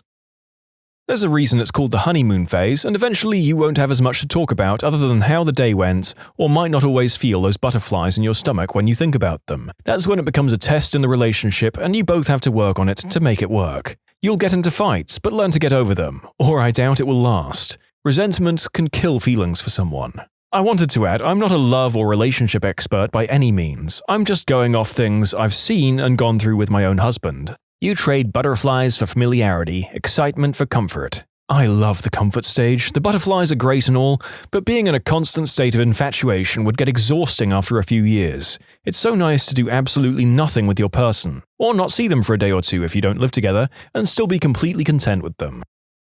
In an ideal relationship, the contributions are 60-40, where both partners are the ones trying to give 60%. My mom asked an elderly couple who'd been married for decades what their secret was. They said that they act as if being nice to each other is a competition. That's always stuck with me. I've been married for 28 years. When I was engaged, a dear lady, then in her 80s and still very much in love with her husband of 60-plus years, told me this: "Just because he's your husband, don't think he requires less regard than your friends. Before you yell at him for something, anything, ask yourself if you would yell at your friend for the same thing." What she was trying to say is that being married, together, is not a free pass to stop being a decent human being. You're going to get annoyed by the socks on the floor, but is it an excuse to fly off the handle? Respect and common courtesy are my recommendation, and you don't need to keep score. There's no winner. I can't praise this enough. I see couples snap at each other all the time over the silliest stuff and wonder how it must feel to be constantly on guard like that. Just be nice to each other. If you can't stand to be nice to each other, call it a day, man. Life is too short. My husband and I have to check in on each other every once in a while. For some reason, it seems like I'm meaner to my husband when my family is around, and he's meaner to me when his family is around. We come up with a phrase that we whisper if we're in public: "Quit being a butthole." We use it to remind each other to be nice without having to justify ourselves at the moment. It really works because if he says it to me, I automatically check myself, even if I don't think I'm being mean. I love him and I never intend on coming off as a butthole. Listen to them, communicate with them, compromise sometimes, and frick them regularly. To elaborate on compromise, it doesn't always mean something we'll both enjoy. At times, it will very likely mean today we do something that my partner likes and that I sparingly tolerate, but tomorrow that reverses. My ex refused to see that side of a compromise. I would see horror films with her, because to me, spending time with her was more important than avoiding seeing a horror film. If I wanted to see a film that she wouldn't like, asking her to see it with me was forcing her to do something that she didn't want, and was therefore unfair. And for the love of God, do not start dating a new person as a way to get out of a bad relationship. That is extremely unfair to the new person you entered into a relationship with. Guy here, this probably sounds simple, but here's what I've learned. Know yourself, where you're at in life. If you're in a crap storm, legal crap, money crap, substances and booze crap, legal crap, you're probably not ready for anything serious. Clean up your act first. Be honest. No matter how fricked up your crap is, if you want to move forward in a serious way, all the cards have got to be on the table. Take it slow, get to know each other, but in the end, no secrets. There is some crap that's nobody's business, but I'm not talking about that. Know her, what she's been through, and what she wants out of life. You both need to be pretty much on board. You need to be heading for the same thing. Kids, buy a house, or gypsy life, doesn't matter. Keep an eye on things, you need to make sure she's doing okay, and let her know you're doing okay. Same with her to you. After that, it's just dodging stupid. Sometimes you have to spend years with crappy people to realize what you deserve. It was never a waste, you needed the experience to figure out what works best for you or what to avoid. You'll never forget your exes, they were there for a reason. Good to get something from the School of Hard Knocks on here. A lot of these is from people who seem to have been happily married or together for a long time. Sometimes you have to muddle your way through until it works.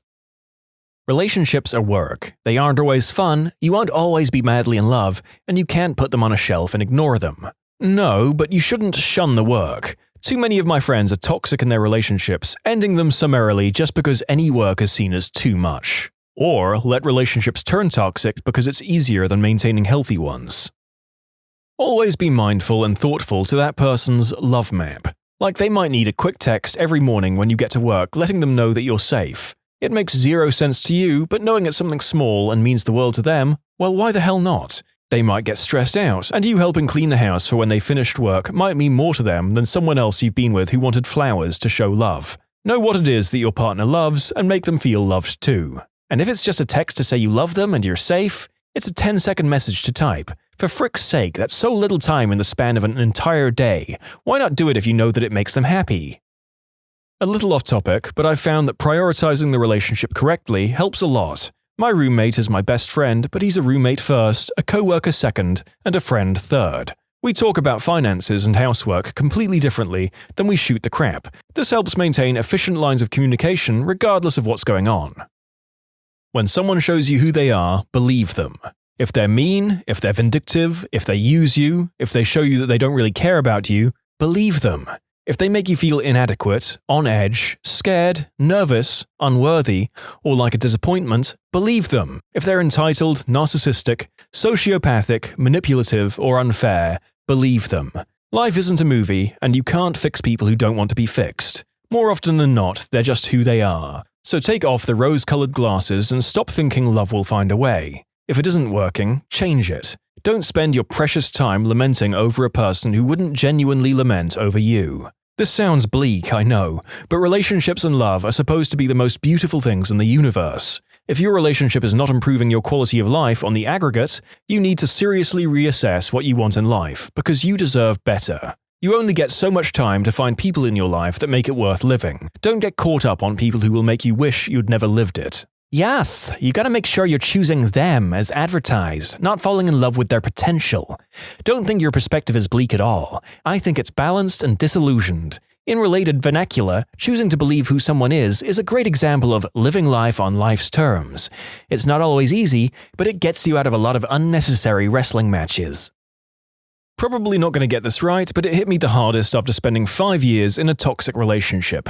The idea that everyone in their lives is working toward creating a jigsaw, each part of their life, be it work, relationships, or hobbies, make up parts of that jigsaw. Everyone's is different. Some people's careers make up the edges, the less important and interesting parts. Some people's are their relationships. What's important is the center of the puzzle. That's what people are working towards, their life's goals. When you're in a relationship, your puzzles combine. You eventually start working towards a shared goal. You might make some compromises on what goes to the outer edges, but you should both be working toward the same center. Occasionally, it turns out that the centerpiece you were working towards with your significant other isn't what you thought it was. This sucks, believe me. It really freaking does, but there's nothing wrong with cutting your losses. If you're going for a different jigsaw and the pieces don't fit, you won't get a coherent picture. I hope I explained it right, and yes, it's been taken from Daniel Sloss. He puts it way better than I do, so I would recommend checking him out on Netflix. If you go into a marriage or long-term commitment with the impression that you'll be happy all the time and your life will only change for the better, you're absolutely wrong.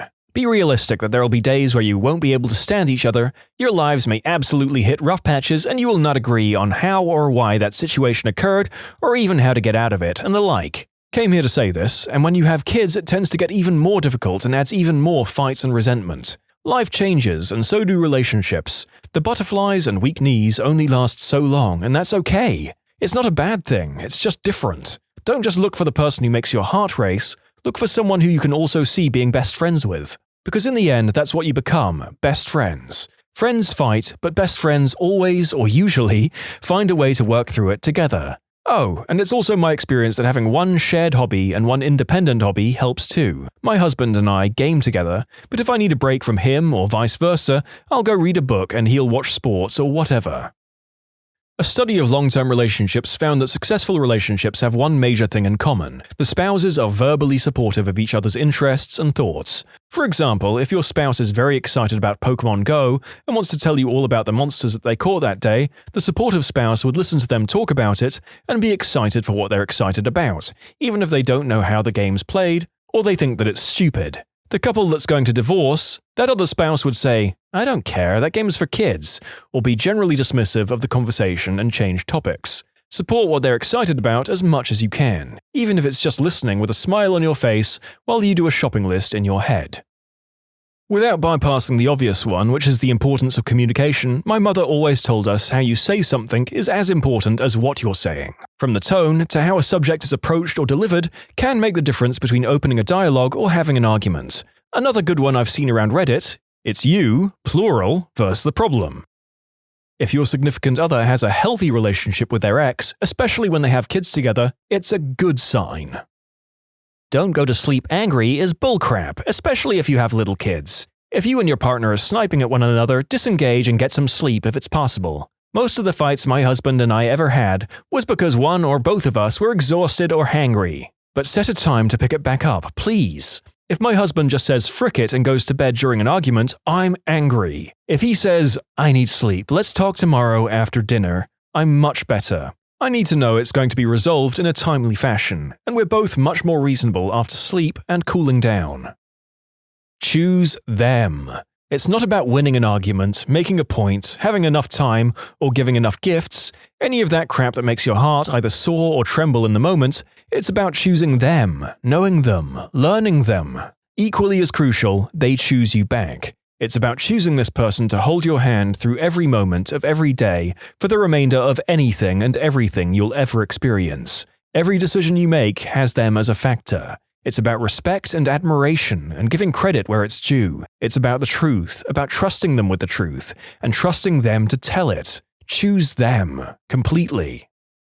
Relationships are not there to fix you. If you aren't happy with yourself, the relationship won't make that a reality. When you want your partner to be fit, attractive, and dress well, don't forget that they want that as well. Want the best for the other person, not for yourself. That's why jealousy is poison. You want your significant other to look good, but only for you? Get a clue. Give them something to want in return. Be a success. Take care of yourself. Learn something every day. Don't waste your time. Be kind and demonstrate that daily. You get what you give. Do the dishes. What's the best witty comeback you've ever witnessed?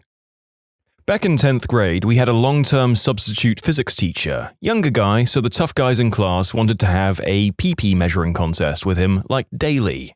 They constantly made fun of him and joked about his wife. One day, I didn't hear the start of it, but one kid said something like, "I'll bury my face in your wife's chest." Teacher had obviously had enough and said, "No, the only D's you're ever going to see are your grades." The class exploded, nobody ever told on the teacher for saying that, and the guys stopped messing with him. Could a teacher even get in trouble for saying something like that at your school? They certainly wouldn't at mine. They were given wide latitude, especially if provoked. The only case of a teacher getting in trouble for crap was when a math teacher hit a kid for saying something about his, the teacher's, girlfriend. In other words, physical violence could get a teacher in trouble. Words, other than presumably slurs or maybe things that were entirely unprovoked, couldn't. Our geography teacher didn't even use our names, just called us little craps, vermin, emo kid with shampoo deficiency, etc. And we loved her.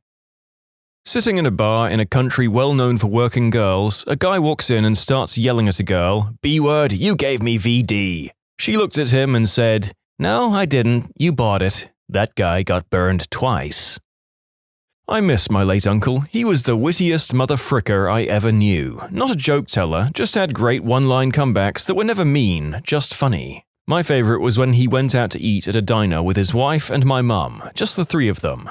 The waitress said to him, "Lucky you get to eat with two ladies." My uncle replied, Yeah, but can you hurry it up? I have to get home to my wife. My Uncle Bob was in a jewelry store a few years ago to buy a present for his longtime girlfriend. They'd been together for over 10 years and had a kid. The manager of the store was helping him as they were fairly busy, and she was called away on some managerial task and handed him to another employee, saying, "Would you help this man? He's looking for a bracelet for his wife." And my uncle said, "Oh no, this is for my girlfriend. I wouldn't spend money like this on my wife." He said the following stunned silence was deafening. He's also pretty deadpan, so they probably thought he was serious. "He seems like a funny guy." Could have been the same guy that came into my restaurant, and when asked by the hostess how he was, he replied, "Well, my wife and girlfriend have left me, so I'm looking for 2 new girls."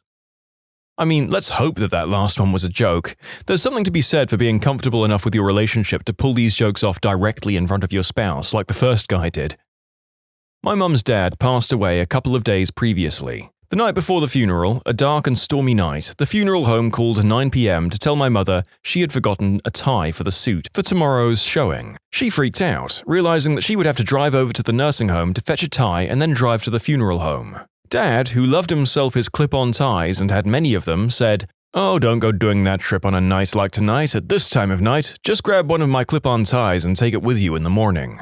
My mum, who actually hated that my dad had never learned to tie a tie, responded without missing a beat, "My father would never be caught dead wearing a clip-on tie." Seconds after she realized what she said, she burst into tears. Savaged from beyond the grave. Ow! Grandpa, "In my day, kids were seen and not heard." Grandson, "So are the movies." Was talking to a friend about preferred positions in bed with a partner, and he said, "I like being on the bottom because all I do is frick up anyways." Classic self-roast. Not witnessed firsthand, but heard the recounting or legend many times. Growing up, a friend's older brother nearly got kicked out of high school for this exchange. The teacher, teaching about Jewish law around bestiality that's strictly forbidden, looks at a student and says, "Does this upset you, David?" David says, "Yeah, it means I can't do the deed with your wife anymore." He had to graduate late since he wasn't allowed back into that class. When I was training for my current job, our teacher chose to inform us that he and his wife had chosen not to procreate by saying, "All my children have 4 legs and tails."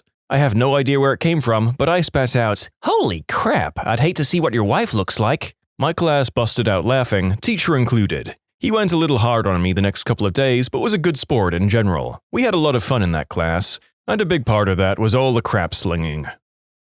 Overly condescending boss looking over my work. "Can I ask a stupid question?" Me, on my last week at that job, "You seem overqualified." "You have a lot of options here." "Sure, I've seen you do it before. In my experience, yes. It's one of your core competencies." I stole this line from American Beauty and paraphrased it, but when my boss would say, "Hey, have you got a second?" I'd answer condescendingly, "For you, boss, I've got at least 30. He had a good sense of humor and thought it was funny every time. Works for, "Have you got a minute?" too. "For you, I've got 3. Another good response to, "Can I ask a stupid question?" is, "You just did. Do you need to ask another?" I had a supervisor who was making fun of a guy's last name.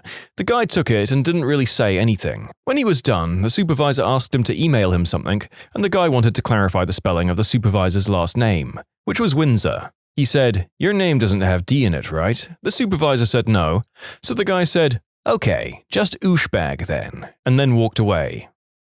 Overheard. First guy, braggart and jerk, "I've got this great new job. I've got over 100 guys under me." Second, smartass, "What are you, mowing lawns at a cemetery?" "How many are on top," is what I would have said.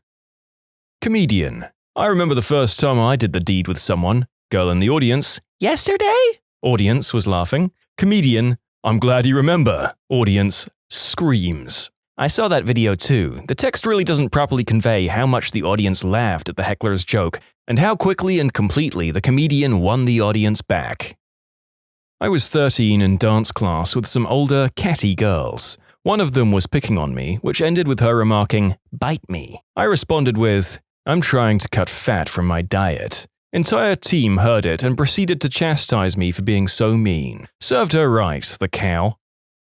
Jimmy Carr was at another comedian's show and he started laughing. If you've seen him, you'll know how distracting that would be. The guy on stage, can't remember who it was, brutally savaged him with, Jimmy, when I come to see your shows, I don't laugh at your jokes. Up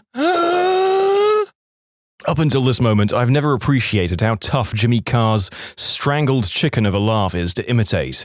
My apologies to the listeners. I remember some guy talking about this encounter he had in a grocery store. He was behind this woman who was giving the cashier a bunch of crap over something. She was being a real chump, and finally, sick of her attitude, he tells her to lighten up and stop holding up the line. He's getting kinda teed off that she's double-barreling this kid who's done nothing wrong. So she whips around on him and says, "This is none of your business." And he responds, "Listen, lady, I'm a veterinarian. B-words are my business." Don't know if that story's true, don't care. I thought it was amazing. Also effective, I'm a gynecologist. C-words are my business. I'm a proctologist. Buttholes are my business. Urologist works too. Members are my business. Guy in grade school was really into war history and building army models, fighter jets, aircraft, carriers, etc. He was quiet and smart, but handsome and part of the main crowd, athletic, etc., but very much a history/war buff. At a party, for whatever reason, he was kind of in an argument beef with one of the hotter and more popular girls in class. The greatest comeback I've ever heard was as follows. Girl: "Whatever, Dan, why don't you go play with your model planes?" Guy, immediately without missing a beat, "Great idea, I can land them on your flat chest." The reaction from the crowd added insult to injury as people went bonkers like it was a walk-off home run in a playoff baseball game. Never have I ever heard a better comeback, real or scripted, ever since. During middle school math class, one of the boys, overweight, was being made fun of by this petite girl. "You should put on a bra, you don't need it." "You should take off your bra, you don't need it." The class went, "Oh," and this guy got a few fist bumps. She cried. I've said a similar one. When I was at the beginning of the 7th grade, I didn't have any hair on my legs. This obnoxious girl noticed and said in front of everyone in the class, "Do you shave your legs?" real loud. I responded, "No, and by the looks of it, you don't shave yours either." Her smirk went to an instant frown, and the class went, "Whoa!" like you said, and the teacher laughed. Teacher was real chill. My grandfather died quite a bit before his time, and my grandmother would get a lot of calls for him. One telemarketing firm was particularly pushy, and one day an unbelievably condescending salesperson called and demanded to speak to the man of the household. My grandmother, who was normally restrained to a fault, replied, "Well, as soon as he comes back from the dead, I'll have him call you," and slammed down the phone. They actually did stop calling after that. A student told another one he wasn't the sharpest crayon in the box. That one responded with, "You're the sharpest because no one wants to work with you." Before you read on, please know that my relationship with my 14-year-old son is built on giving each other a hard time. I said a bad word, don't remember which or why. "You're a horrible mother." If I'm so horrible, how did you turn out so awesome? "I spent a lot of time with Dad." I got wrecked. "Son, can't wait to put you in a home." Me, "I should have drowned you in the bathtub." He's 21 and a butthole. My mum has a wicked sense of humor, and so does my brother. My brother is the middle child. My older sister and I would call my mum at least twice a day each. My brother would rarely call, which hurt her. She started telling him that I guess she failed as a mother and as he doesn't love her. He responded that she could always call him, which has led to at least 3 years of, "To my mother, cold and distant." Cakes, cards, text messages, you name it, from my brother. Had a really witty teacher from my game design class. The vice principal hated him for whatever reason. One day we were all studiously working with our headphones on, programming away while our teacher was up front reading a book. Very available and approachable if we had any suggestions. Then the VP walks into the room. VP, "Mr. Teacher, it has come to my attention that you have absolutely no control over your class. This is unacceptable." Teacher gives him a fairly nonchalant stare, coolly and calmly places his book down, and claps his hands loudly 3 times, which was his very effective way of getting our attention while listening to music. Mind you, the following occurred without us knowing why the VP was there or what he'd said. Teacher, "Okay class, listen up. I've got an exercise for you. This'll only take a few minutes. First and foremost, everybody stand up." We all stood up in near unison very quickly. "Good. Now all I want you to do is leave the room and stand outside in the hallway, and no matter what this guy says," as he points a finger at the VP, "do not come back into the room until I say so. Okay, go." We all exit the room, a little intrigued by what was going on. "Okay, VP, bring them back in the classroom." We didn't budge. To this day, that's one of my favorite stories to tell. That's a pretty big flex, to be honest, even if it's not quite in the neighborhood of the quick and snappy comebacks and the rest of the thread. Nice job though, teacher.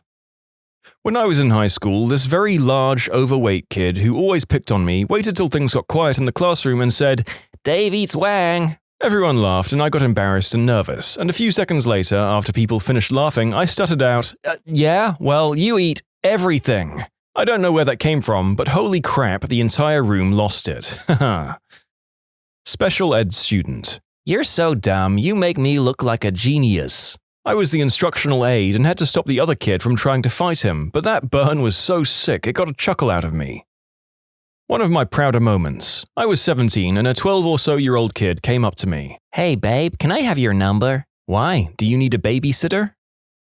Not exactly a comeback or insult, but once in biology class we were going over DNA and genetics. We were talking about how traits can be inherited from parents to offspring flowers, and how some could have all the same traits and some could have mixed traits. The packet we used called the same traits flowers purebred and the other ones mixed. Then a girl in the class asked a question. "Have we ever tried to make purebred humans?" Teacher: "Yeah, some Germans in the 30s and 40s tried to." "Really? What happened?" World War II, followed by laughter from the rest of the class.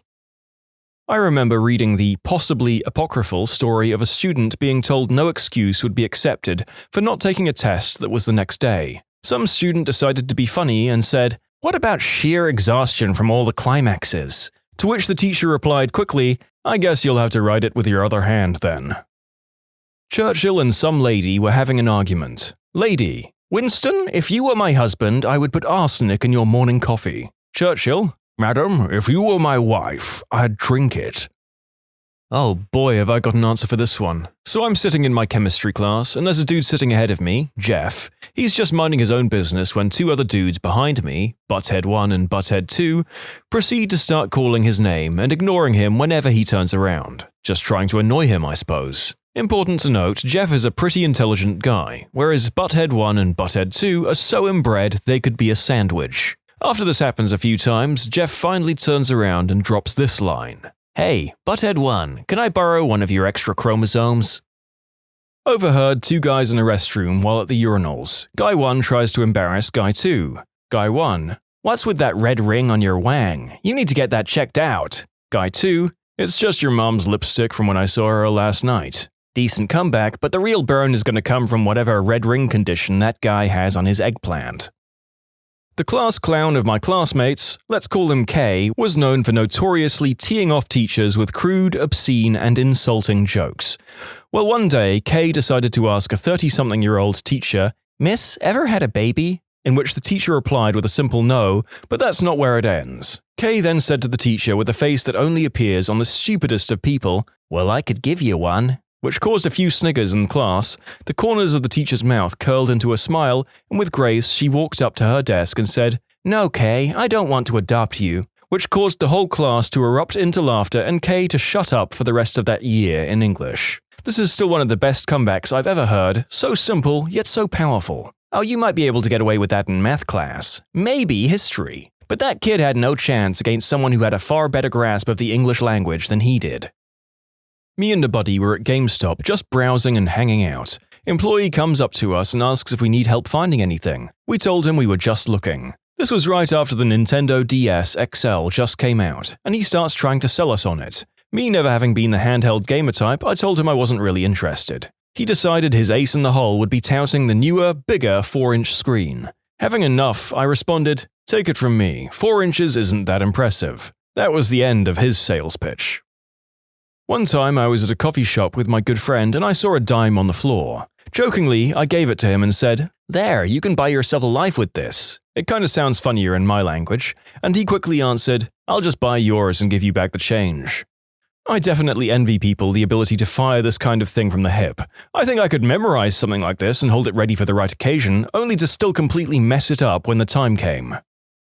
In high school, there was a jerk who was a local star athlete and was pretty much the high school cool athlete bully stereotype. His attempts to pick on people were pretty lame, but people always laughed at them because he was cool, and you always laugh at what the cool kid says. He liked to do the, An 80-year-old woman called. She wants her upper back strength back, kind of jokes. He also wanted to go to Cornell on a wrestling scholarship. Not only did he not get the scholarship, he also didn't get accepted to Cornell. One day, when he was in the middle of his so-and-so called routines, I said, "Hey, Cornell called. Oh wait, never mind, no they didn't. Actually, I didn't think of that until the next day, and is one of my life's greatest regrets. The Jerkstaw called, and... Was he a paper salesman named Andy? No, Andy got into Cornell." Douche frat guy walks into a circle of my friends at a party. Frat guy, is this the intellectual circle? My friend, not anymore. Was he just trying to be friendly? With my friend at the bar where his girlfriend was working. She stopped by our table and spouted out general complaints about having to work. My friend hands her a straw. She just stares at him blankly. He says, "Suck it up." I've used this one before on a coworker when I worked at the convenience store/deli. She was complaining about some nonsense or another, and I seized the opportunity. The look on her face was priceless. I was just so casual about it, like I barely looked up from what I was doing when I handed it to her. I don't think she even realized I was listening. Our boss found it absolutely hilarious. Sitting around a fire, drinking, telling lies and whatnot, and a female friend asks, "Out of 10, how would you rate yourself in bed?" Quick as a flash, friend of mine says, 11. Come on, be serious. Who am I going to tell? Hopefully, everyone. 11. I used to work in retail. Myself and the head of grocery had a call with a supplier where they were going to push really harsh trading terms with us in the short term because we were updating our contract to hold them more accountable for poor performance, delivery, etc. After the call, everyone was very busy discussing that we would just respond in kind later on. The head of grocery pipes up and says, "Yeah, we're going to get screwed in the butt now, but at least they'll get crap on their wangs." When I was a high school teacher, our assistant principal was caught having an affair. She divorced her husband, but it was all over the news. A few weeks later, a kid hung a banner in the hallway that read, "I can't cheat in school, but Mrs. Blank can cheat on her husband." Cool. Pretty good comeback from a 16-year-old. Must be a pretty small town for an affair to be on the news. Extremely small town. Tune in at 7 o'clock to see who hasn't cut their grass this week. There was a guy smarting off to the new guy dating his ex. "So, what's it like inside a hoo-ha that's used material?" The new guy, "Oh, only the first 2 inches were used. The other 6 are plain sailing." My wife gets mean on vodka. Not like starting a fight mean, more like destroy all ego mean. Winding down a party, close to blackout drunk, and most of us can't even remember how the conversation ended up, with chubby friend insulting wife's lack of chest and implying she should go buy some boobs. Wife says, "But those are expensive." Chubby friend cups his moobs and says, "These did cost me quite a bit." The wife closes the night with, "Just how much do you have to spend at Burger King to get a bosom like that?" I have an issue learning spoken language, so when I started French, I was doing horribly despite how much I was working. During a parent-teacher conference, my French teacher told my parents that I was incapable of learning French. My dad leaned in and said, "Madam, there are mentally impaired children in France who are capable of learning French. He's capable of learning, you're just incapable of teaching." I was tending bar at a place in Buffalo back in the 90s. Pretty girl at the bar lifts her glass to take a drink and accidentally spills some down the front of her shirt when she gets the lip of the cup to her mouth. The 4 to 5 people around her say nothing, and without missing a beat, she laughs and says, I must be full." What's an unexpectedly well-paid job? Boiler operator. Get paid $35 an hour to play Skyrim on Switch while watching Netflix. Just have to find one that's all operator and no maintenance. Which state do you work in? It's really hard to get a job as a boiler operator, especially without a license. I just wanted to chime in. I got hired as a boiler operator in Hawaii. Pay started at $38 an hour, and I didn't need any license or education. We did all the training in-house. Hello? Yes, I'd like to apply to be your assistant. A job in Hawaii? I'll be there as soon as I can. I work at home as a closed captioner broadcaster on the news. I make my own schedule and make between $35 to $65 an hour depending on the job. Large investment to get started, but significantly worth the payout. What qualifications does your job require? Very interesting. You have to go through a course. The course is $800 per month, and you work at your own pace. I worked while I did it at my main job, so it took me about 7 months to complete. Most people are between 6 and 9 months, though. Between the course and all the equipment, it's about a $10,000 investment to start, but very much worth it, and you make the investment back very quickly. Keep in mind voice recognition software for CC is getting better every day. An office job, but you're secretly on Reddit. That's my job. Shush. Airline dispatcher. A girl I dated many years ago I met because she was living in my town training to be an airline dispatcher. There are just a handful of schools that teach it. I had no idea what an airline dispatcher was, let alone how much money they get paid. Dispatchers at FedEx can make $150,000 per year or more. It also gives you a lot of options to advance in an airline, like being a station chief at an airline. The girl I dated had a dream to one day be Air France station chief in Tahiti. I don't know if she made it or not. I've googled this position, and to me it is not at all surprising that this is a very well-paid job. From my uneducated perspective, coordinating airline operations over an airline or entire airport seems incredibly stressful.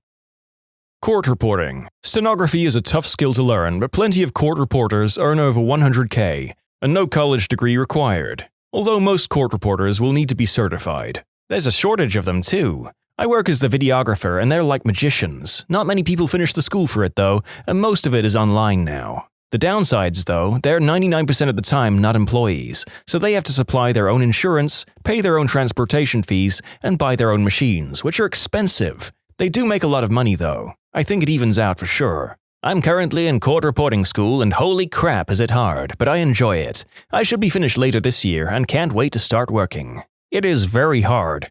And then you can get out there and feel overwhelmed for a while. But stick with it, there's such a need right now. Fun career, and you can do so many different things. My mom's been a court reporter for maybe 10 years, one of them freelance. She got a job with a county judge. She gets like $60K salary and only has to go into work when her judge has court 2 to 3 days a week. She also does a lot of freelance transcribing that brings in bank too. Definitely a stable career, would recommend. I'm a stenographer and have been since I was 17. I also transcribe police interviews. In the last week I've heard 1. A man describing in graphic detail how he dismembered his teenage daughter and buried her. 2. A man detailing how he did his 7-year-old daughter a favor when he committed the unspeakable act against her. 3. An 18-year-old graphically describing her home invasion and the terrible things the intruders did to her. 4. A murder case involving the nitty-gritty of stabbing wounds. I'm squeamish and get all queasy hearing the wound details. And 5. A coronial inquiry into the burning death of a firefighter. Plot twist, I only worked 3 days last week. Technical writing. If you have the ability to take complex technical information and simplify it according to the reading audience, you can make well over $100K annually. People ridicule English degrees until they find out how much can be earned as a technical writer. Mobile crane operator. Union guys pull over $200K, and it's a trade that's pretty easy on the body. Operating engineers have a surprisingly high occurrence of back, neck, and wrist injuries. They do make a ton of money though. Knees, too. Those cabins and large machinery are not made for comfort, although I hear newer ones are a big improvement. Can confirm. OE for 10 years and have many issues with carpal tunnel, back pain, knees, and so on. I regularly worked 12 to 20-hour shifts though. It's not uncommon to run equipment that has no AC. Once ran a drill in Southern California where the heat in the cab was around 140 plus around noon. It sucked so bad. We started work at 1 a.m. to get enough time in the day. Anyone that runs equipment long enough has endless stories of misery and pain. Yet, I miss it so much. I don't know if this is true in other cities, but train and bus operators in Boston make bank. I've rarely met a higher paid, less engaged group of employees in my life, and I work in recruiting. I have a friend who's AmITheA bus mechanic. He makes so much money, he can retire at 45. Plus, if you put in 20 years, you get a pension of half your pay for the rest of your life. I fix hospital beds. Will be making $100K within my first 2 years with full benefits. I also have full control over my hours. Power linemen make bank. Not a lot of people even know about it. Insanely dangerous job though. 2 linemen died in our small town because some person or family didn't shut their breaker off when they hooked up their generator while they were working on it. Electricity is freaking terrifying, and sometimes even the smallest things missed can have major consequences. Just for clarity, the situation was during a natural disaster and sleep depravity was most definitely the root cause of the deaths. Linemen were working and barely sleeping for a week straight before backup could come. But the lack of sleep in itself is a major danger, as is the weather they sometimes work in, or the electricity itself. Linemen take safety seriously, but one thing going wrong can end in disaster. Even something as simple as flipping a wrong switch or forgetting a single piece of safety equipment. But as far as things go, electricity is probably one of the last things on Earth you want any accident with.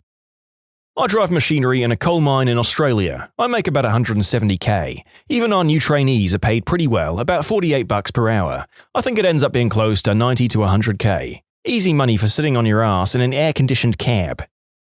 Longshoreman. If you're a senior member of a union, you make absolute cake, $180K plus a year.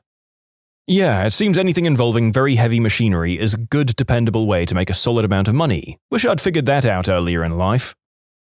Becoming a locksmith changed my life. Well paid, and I get to help people out. I love it.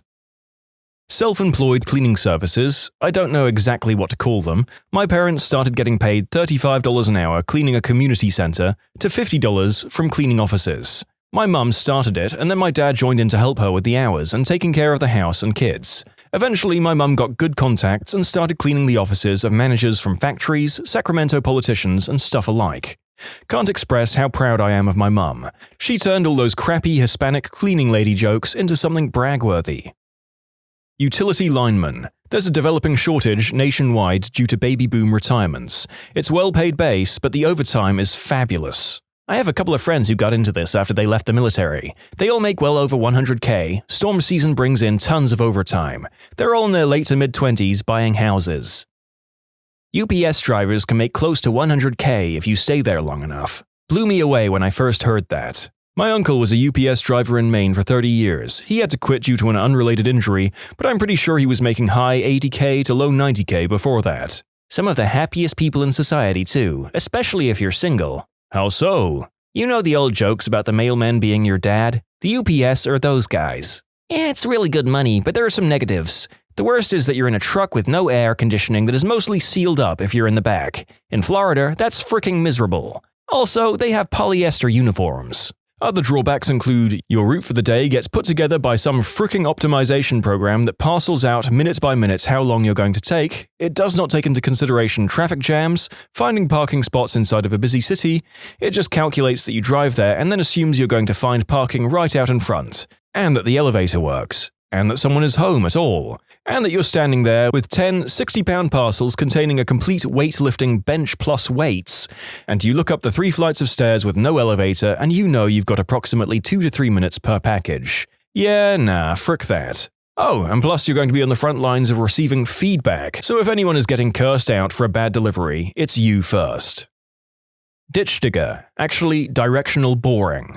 Guy I know is literally a ditch digger, but got into this by renting the specialized equipment just at the right time and right place. Fiber optic build-out in the 1990s. He will also say that he made it simply by being reliable and trustworthy. I do not know exactly how much he makes, but he has an 80-foot sport fisherman, probably cost $7 to $10 million, and he brought a $4 million property on a whim. I was a bathroom attendant in a fancy restaurant, made $100 a night in cash to do next to nothing. Well, they don't do nothing. Their purpose seems to be to make the bathroom experience half as convenient and 1000% more awkward, and they always succeed. I'm pretty sure they're only in there to keep people from doing hard substances in the bathroom. Not a good sign regardless. Oh, and to stop people doing the deed in the stalls. The year I got out of high school, I picked up a job at a private country club, working the bag room. When I spotted a member, I'd grab their reserved private cart from their garage and load their cubs on it that they stored in the bag room. A couple of damp towels hung on the back, pencils, scorecards, and everything waiting by the time they stepped up. Place was primarily executives and whatnot for like the major automotive companies here in Michigan. I made a couple of hundred each day in tips. During a couple of tournaments that took place, I went home with around $500 in my pocket. I took home so much each day that I kept forgetting to pick up my paycheck, which was something like another $400 each week. Late 90s minimum wage. Only part of the job I hated was using the picker to get the balls off the range. There was always some butthole trying to use me for target practice. Funeral director is a great paying job with not a whole lot of schooling. That's what I do, and I make about $75,000. If you have a strong stomach, cleaning up death and crime scenes pays very well and requires very little education. I have a friend who did this. It's definitely paid well, but he talked about some things he saw, and I don't know if I could do it myself. Yeah, I think I could deal with working around dead bodies, but the second any sort of horrific accidents or murder was involved, I think it would begin to get too much. There is a job in my country where you're paid something like 10,000 euros per mission to touch newborn chicks and determine whether they're boys or girls. The ones near me must be really bad at their job because they seem to have like a 50% success rate when we buy chicks, so we may as well leave it up to chance. Well, there's also that part where you put male chicks in a grinder all day. In some states, corrections officers make insane money with just a GED and a willingness to work overtime.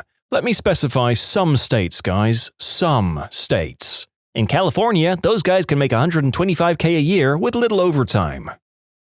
Bartending. Some people know, but the overwhelming majority don't. If I only worked 20 hours, 2 days a week this year, weekends, I would make close to $50K. If I really tried and worked 2 solid jobs 5 days a week, I could easily hit close to, if not over, $100K. This doesn't apply to every bar or bartender. You're not going to make this kind of money at an Applebee's or a super franchised corporate establishment. So true. I have a good friend that bartends in the Spanish club in Miami, and he said if he decided to work 4 days a week instead of working 1 to 2 days a week, he could probably make $100K a year.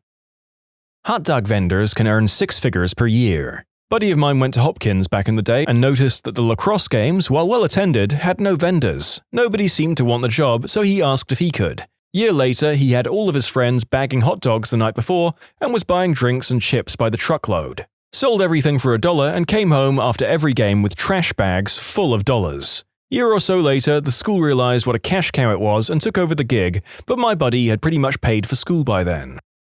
Collecting golf balls. Saw on the news a guy makes over $250,000 traveling around and using scuba gear getting golf balls. I mean, that's more scuba diving. If in Florida, that's very well worth it, considering for the sole reason of fricking alligators. It's the same with underwater welding. No one's paying you for the welding part as much as they're paying you for the possibility that some tube sucks you in and you die.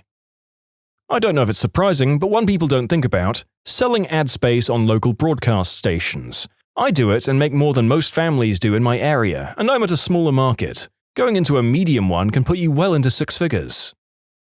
I work as a lunch lady. I get school vacations off, summers off, and weekends. No nights or even really afternoons. It's amazing. I also get benefits and every year I get a raise. So between the money and the time off, the job is 100% worth it. Furry artist. Seriously, furries will shovel out so much money for commissions and then tip on top of that. If you get a big enough following, it can be surprisingly well paid. Contractors for household moving companies with 18-wheelers can gross between $200 and $400K in a year. I'd be interested to know how much is profit considering the running costs plus insurance for an 18-wheeler, let alone the cost of an 18-wheeler. Train driver for London Underground. Heavily unionised industry and London's dependency on the network means they've been able to demand an enviable package. High base pay, high rates over time, and travel passes for the family. Document specialist for utilities. Basically, you have to know someone to get into it, but I went from making under $40K for an office admin to $120K as a doc specialist. No college requirement, often people just get their spouses or siblings on because they've worked in an office before. As a general rule, this is terrible for anyone who actually knows what they're doing on the job, but whatever. A lot of times I'm just getting paid to hold down a desk. YouTubers who just copy Reddit posts into a voice thing and then upload it with the text in the background. And for those saying people who actually speak and make it unique aren't that bad, I agree. I still don't watch them, but I agree. My point is those YouTubers who literally just copy-paste into a text-to-speech program that they found on the internet. Haha, this thread will probably get reviewed by one of them, and this comment will be subsequently skipped. First of all, I've called you, second commenter. And I agree, the ones who use AI are terrible. Good thing that doesn't happen here. Other than that, no comment. I think a lot of this thread is really misleading.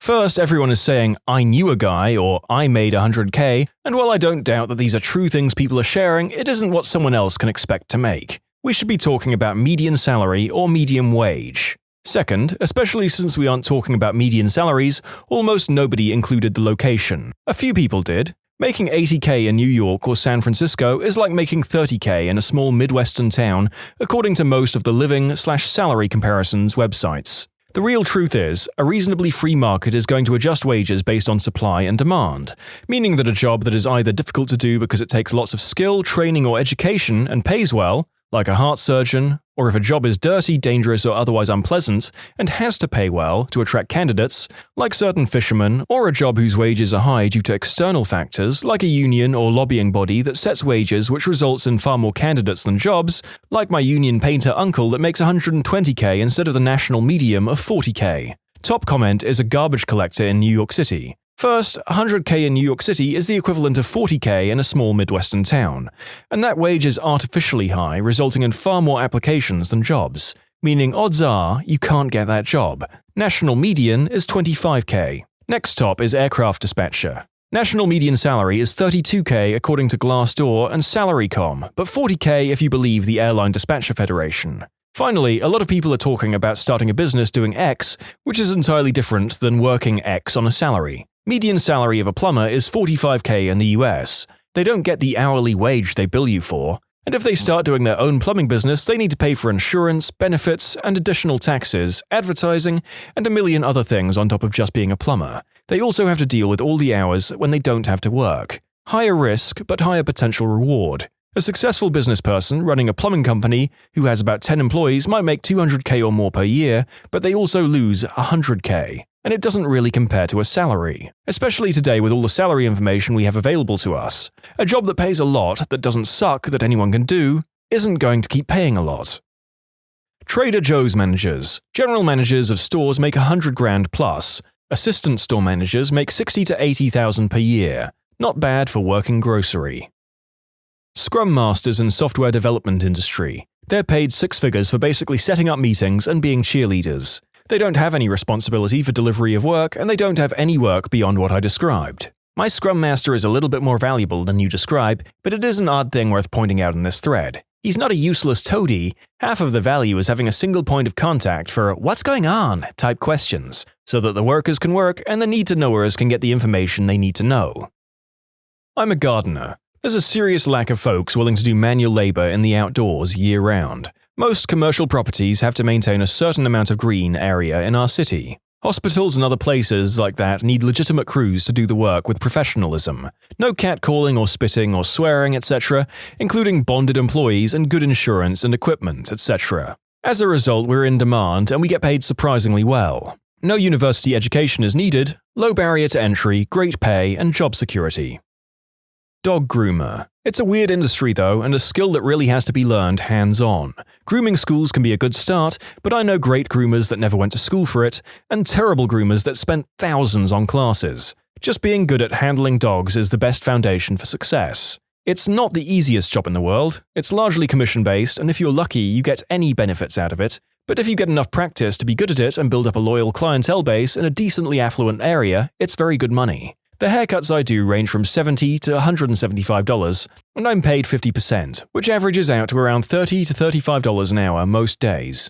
Not everyone tips, but those that do usually tip $5 to $20 per dog, and because I do about 40 dogs in an average week, that's an extra couple of hundred in my pocket. So if you don't mind working on your feet all day, sustaining repetitive motion injuries, not taking lunch breaks, and dealing with insane customers, then picking the crap out of dogs' buttholes is a good living. San Francisco Poop Patrol, a 10-person team, and all they do is go around the city and clean up human feces, which is apparently a problem there. They make around $80,000 a year, plus pensions and benefits, which bring the total to about $150K. Not even kidding. Let's go scoop poop. But it's in San Francisco, one of the most expensive cities in the country. Yeah, $80K is still really struggling in San Francisco. Some of those people pooping in the street make $80K a year. Underwater welding pays a tremendous amount. The only one I know personally retired comfortably in his 40s. Given how dangerous underwater welding is, I'd say the pay isn't surprising at all. Notary clerks. $30 just for signing a document and putting it in a register. The HVAC dude who used to come to my work to clean our furnaces made six figures and retired at 40. Now he lives in Mexico and teaches people to scuba dive. At the right place, waitressing. I got tipped $800 waitressing at a bowling alley for a team-building company party. You pick the right restaurant and just get good at it, and you make bank. I know people who work at mid-range restaurants who make $80K a year, and you know they don't truthfully declare the tips they get. What's the most cringeworthy way someone has tried to show you they were quirky? I had a coworker in a retail environment who was always going on to us about how special he was and how he saw the world differently than the rest of us slobs, because he was a writer. Customer with lazy eye comes up to the register. Coworker to customer, "Hey, I see you've got a lazy eye. I notice things like that because I'm a writer." Super awkward checkout ensued. "I notice things like that because I'm a writer." I couldn't help but read that in Ralph Wiggum's voice. My uncles are both published writers. One of them is the most humble guy you could ever meet. The other is so fricking egotistical. I mean, he's clever and very smart, but he makes everything about himself. He can't stand to be wrong. He practically had a fit when my 15-year-old brother beat him in a pull-up contest. And he's like in his late 50s. He doesn't wear glasses despite really needing them because he doesn't want to look old. Regularly almost crashes and puts his children at real risk because of his vanity.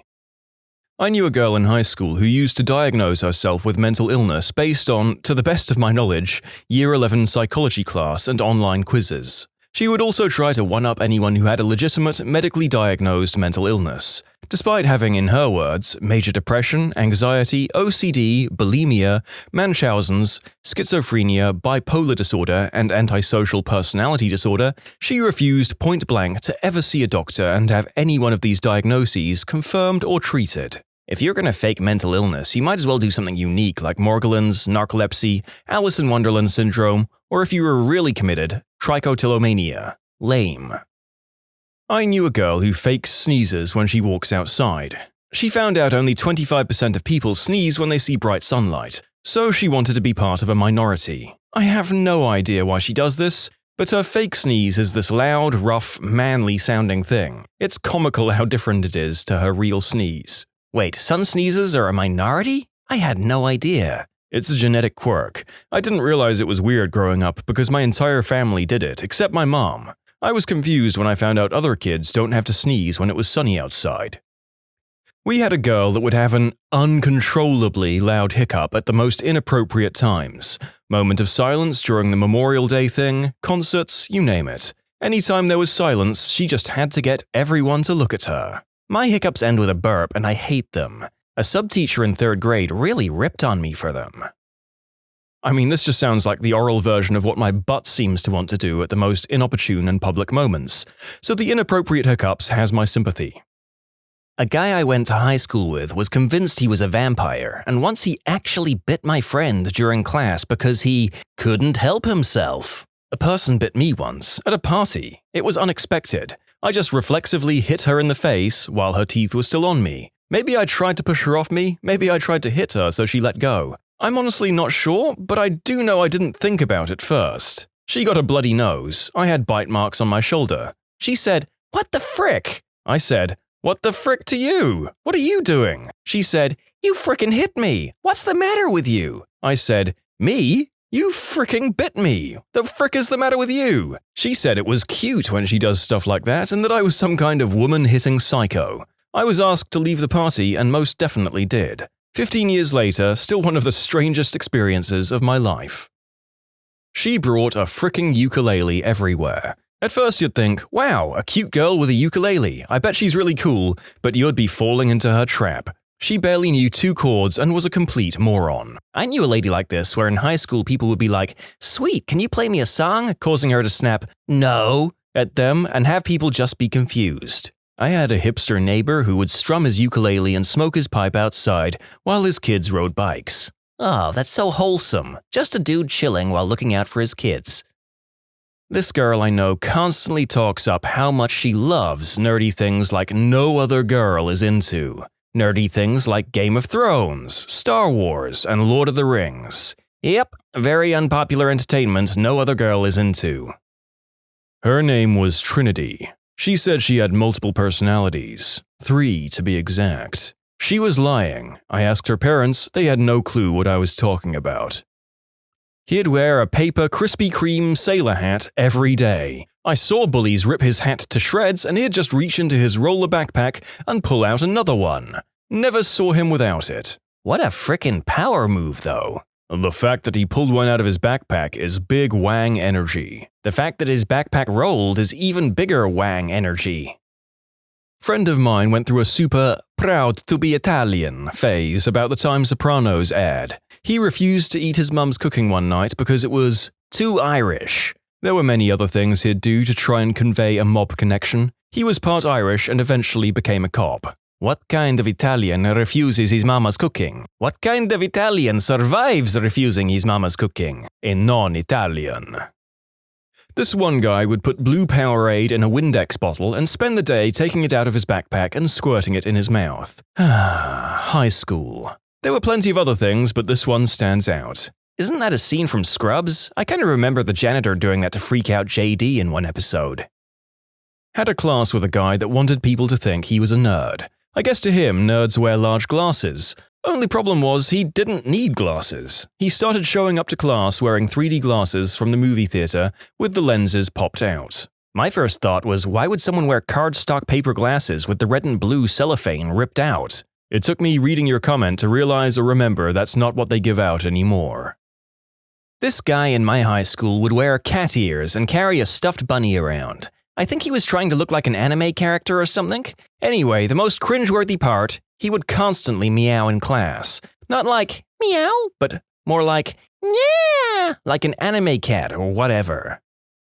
My oldest kid is on the spectrum, and I've had to monitor and restrict his interest in anime because when he watched too much of it, he would start having inappropriate and stylized reactions that were super off-putting. Like in anime, apparently when a girl they like approaches, they sometimes do a freeze frame type of the character freaking out that has their arms and legs all stretched out in midair, making a horrible noise. Now, picture a 13-year-old leaping up and hollering in Dollarama because a pretty girl came into the aisle. Sorry, kiddo, humans don't actually do that, you're cut off again. You should let him binge Arrested Development and see what he comes up with. Yes, let him learn from Tobias, Buster, and George Michael Maharis how to behave around women. Look, if I can watch a real kid who is any one of those 3 characters from Arrested Development, my life will be that bit better. And it can't be that different to my friends and I just constantly quoting it to each other all the time. Advise an anime club in my high school, and I fricking hate these kids. I got a call from the front office one day. I was told to get my butt down there and stop whatever was going on in front of the office. I run over there and see one of the girls, ears and tail on, is crawling around on the ground rubbing on people's legs. I told her to get up and she hissed at me. I literally had to write her up for hissing at me. Same group made up their own Naruto village. Many asked what I did to deserve this. When it began 11 years ago, it was a group of kids who needed a place to be. They had a hard time making friends and getting a hold of anime was hard. I started it to give them a place to belong and hopefully teach them about the line between fan and obnoxious. Hundreds of kids have passed through it and had a better time in high school for it. Then there are those who don't want friendship, they just want attention, at any price. I love how this happened and the solution was, I don't know, call whoever advises the anime club, they'll know what to do. Damn it, we've got cat girls in the lobby, call the weeb wrangler. Imagine birthing a kid and raising it for 15 years for it to amount to that. Teenagers are inherently dumb and weird. What's worse is that there was a guy that came into the nightclub I worked in with a trench coat, cat ear headband, tail, and cat eye or red contact lenses. At 25 plus years old, it's time to outgrow that phrase. I'm all for self-expression, but there's a line between it and ostracizing yourself from society. The receptionist at the sign-in desk I do my clinical for school at is normal while back at work, but once she gets home, she literally changes into her goth style. I mean the super pale foundation, black lipstick, crazy eyeliner and eyebrows, piercings, she still wears trip pants occasionally, crazy tutus, black fingerless gloves, and she has a freaking pet crow named Malice and 3 black cats. She's into witch or Wiccan crystals, and she believes that they have healing powers, if that makes sense. And she takes her acceptable for work wig off and rocks a purple faux hawk, her actual hair. I didn't believe her until she showed me pictures. I thought she was hazing me because I was the new kid. I was bewildered. That's how you be your weird self without shame and without letting it ruin your social or professional life. The kind of people who proudly say they are a butthole. It annoys me so much. A girl I used to hang out occasionally liked to pretend she was some kind of bad biker B-word. She talked about riding every chance she got. She showed people pictures and dressed the part. I'd always hit her up when I was going riding to see if she wanted to come along. It gets old being the only woman around. She'd always have an excuse and claimed not to ride if it had rained that week and so on and so forth. Would always give me heck about getting a real bike. I ride a CRB 1000RR and she had an 883 Sportster. She was once complaining to me that she only got her baby out 3 times that year. Which, you base your entire identity on something you do 3 times a year? Ah, gotcha, one of those Harley people. There's 2 types of Harley owners. The ones that are like, hell yeah, motorcycles, and the ones that are like, Harleys are the only motorcycle. saw this kid in a class who would always try to walk like Captain Jack Sparrow. Anybody who wears those fricking "normal people scare me" shirts. Jeez. Normal people scare me, people scare me. About 10 years ago, around 2009 or 2010 or so, I'm into some pretty underground obscure music. Oh really? That's cool. What kind of bands? Korn, Avenged, Sevenfold, Metallica. What? I'm convinced some teenagers go out of their way to feel persecuted so they can find an identity to call their own. Because good gosh, that's almost as funny as the one girl who seriously, unironically claimed that the Offspring and Green Day red jumpsuit apparatus were hardcore punk. More so annoying than cringeworthy, but people who pretend to have a mental illness because they think it makes them unique. Those Funko Pops and not being perfectly lined up triggers my OCD so hard. Nope, you like things to be orderly, totally normal. Having to check the light switch 20 times to the level that you end up being late for things, that's more what OCD is. Yeah, I never really knew what OCD was really until someone told me about it. He said he always has to hit the ground twice when he picks up something he drops and pick up a pen 3 times on crap. Sucks. Oh crap, probably everything I did in high school. I've just repressed the whole 4 years. Same. I embarrassingly strove to be a manic pixie dream girl. Ugh. If you can't look back on the things you did when you were younger and cringe, then you haven't matured. Had a girl in my high school who legitimately believed she was an anime girl and was just born in the wrong body. She would listen to these subliminal "become an anime girl" YouTube videos, and everyone's name in san, wore a schoolgirl outfit every day, I went to a public school, and would sometimes say random Japanese words or phrases because her brain wasn't fully accumulated to America. Needless to say, she was a fully white girl from the Midwest. I love these because the people who act like this have absolutely no idea how Japan really is. Anyone else noticing the overrepresentation of anime kids in this topic? Apparently it's a way of making yourself very memorable, to say the least. Actually, all the ones I knew in school were fine. I thought I was hot stuff because I didn't like reading.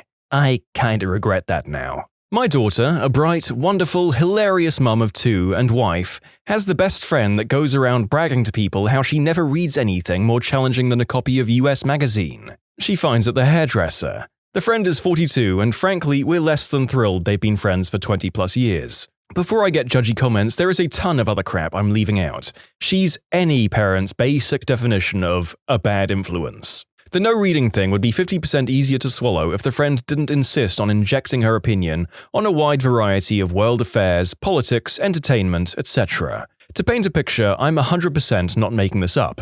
Her life's ambition is to become a for real housewife. She'll marry anyone and move anywhere to get on reality TV. She actually went to Miami from Northern California on vacation to specifically go to a club that was depicted in the Real Wives of Miami Beach episode just to go to that club, and was turned away at the door, and had the unmitigated gall to do the "Do you know who I am?" at the doorman. I'm acquainted with someone who will pack her cat in a carrier, drive to the local university, no small feat considering the parking situation and 40,000 students, and push the cat around the quad in an antique baby carriage. All the while she'll make exasperated social media posts about how rude people are to stare at her or talk to her. As far as I know, she doesn't walk the cat around her own quiet residential area. A little unrelated, but there was this old guy that would walk his dog around on campus last year. Big loping golden retriever that was so friendly and sweet. The dog's owner was also really kind. I got to talking to him one day, and he revealed he likes walking on campus because the kids there tend to miss their own dogs back at home, and he likes causing a little happiness in his daily routine. Switched schools this year, so I haven't seen them. I miss you, Bella. People that repost those cringy, "I'm not a B-word, I'm just honest, wink," posts multiple times a day to Facebook while reaffirming the post in the text comment above, saying how much the post is, "Yep, oh, it's so me." Cringe. My eyes change color in the sunlight. Also, my eyes change color with the seasons. Wow, who knew different types of lighting based on the weather could affect what color things are seen as? I hate to be mean, but there was this girl in a couple of my classes in college who told the professors that she wanted to be called Oracle instead of her real name. You could see the cringe in the professor's eyes and feel the awkward tension all over. About once every quarter, this happens to me. I'm not like everybody else. Followed directly by being exactly like everyone else. It's 2005 Hot Topic all over again. I adopted an RP accent in high school. I already had a bit of a posh voice from going to elocution lessons, but I went full 19th century British aristocrat sometimes. I went to school in regional Australia too. Also, I bought a pocket watch to look posh. I do actually like pocket watches, but I knew why I did it. Girls who say they only hang out with boys because it's less drama. Read, no one puts up with my crap anymore and I don't play well with others. The scene. German class. The teacher was someone who escaped the DDR, East Germany, when she was young. The actor, an obese guy with a neckbeard, skinny jeans, and pink shoes who said, "Oh, you're from East Germany? I'm a communist too." I'm so glad he dropped the class. The dysfunctional veteran gear. I hate that crap so much, typically worn by a guy that maybe got through basic before they were separated or kicked out for underage drinking. I'll see guys in my classes wearing it, always talking about crap that has nothing to do with the class I'm taking. Meanwhile, I'm just thinking, I get it, dude, now shut the frick up and let the professor get back to the lesson plan. I know someone that is a habitual funeral goer. Anytime someone remotely affiliated with them passes, especially in the town we live in, they are all over social media proclaiming how devastated they are and how close they were to the person. More annoying is repeating the same story over and over about their one interaction with them, or whatever. Like tries to get super close with the family at the time and then trails off after the hype from the death is over. People who wear cute but psycho shirts. At least it's one way to know who to avoid, I guess. I was talking to a classmate on the bus and she hauled out her sketchbook to show me her original character, which was a bear that vomits corpses.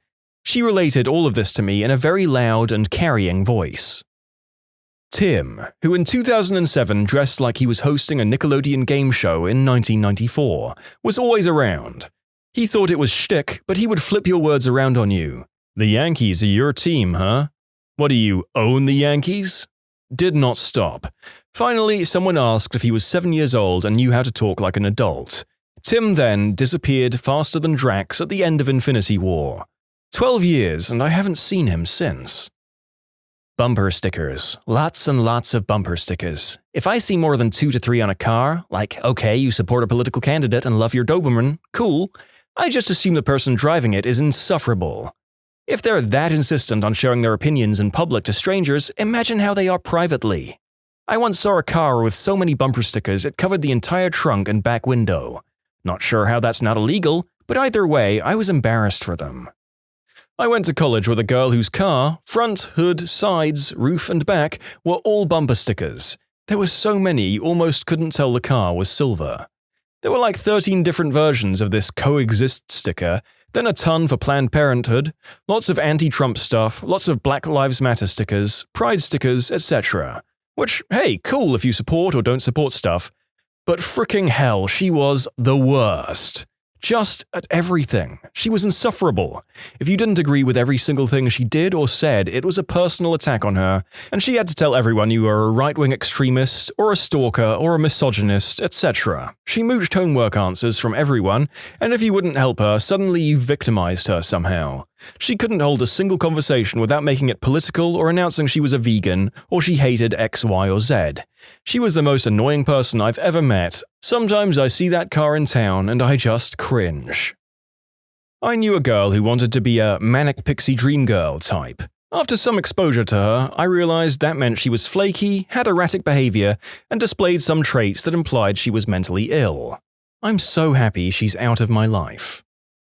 When people say they only listen to The Greatest Showman, or that the only type of music they like is The Greatest Showman. 1, that's not something to brag about, and 2, that doesn't make you special. A lot of people like that movie. Everyone who has now started using One Life to Live or this, hashtag OL2L, as their new YOLO life motto. Divorce your husband? OL2L. Fricked the hot Brazilian dude at work who's engaged? OL2L. Going to take a crap? OL2L. Put a pic of the coffee you're drinking in a very hipster area on Instagram? Hashtag OL2L. Don't use a hashtag or weird life motto to be a different kind of butthole. You'll always be a butthole. My ex was a one-upper and always had to play the devil's advocate or bring attention to himself. He was a self-proclaimed anarchist. He carried several knives on him and only drank coffee. Claimed smoking helped his ADHD. Invalidated everything I said when I just needed to vent about something. Always making fun of people, rudely in public, and yelled at me for being embarrassed. Refused to get a job because he didn't want to work for the man. Was absolutely convinced the FBI would break into our house and haul us off to camps. What he won't tell you, I worked in a crappy retail job to pay for our rent. I did the grocery shopping and cooking. He used food stamps and he used all of his school money on bug-out bag gear. Oh, and the real reason he didn't drive was because his license was suspended, not because he didn't want to drive. 24-year-old me was a fricking idiot. What's the worst experience you've had with a toilet?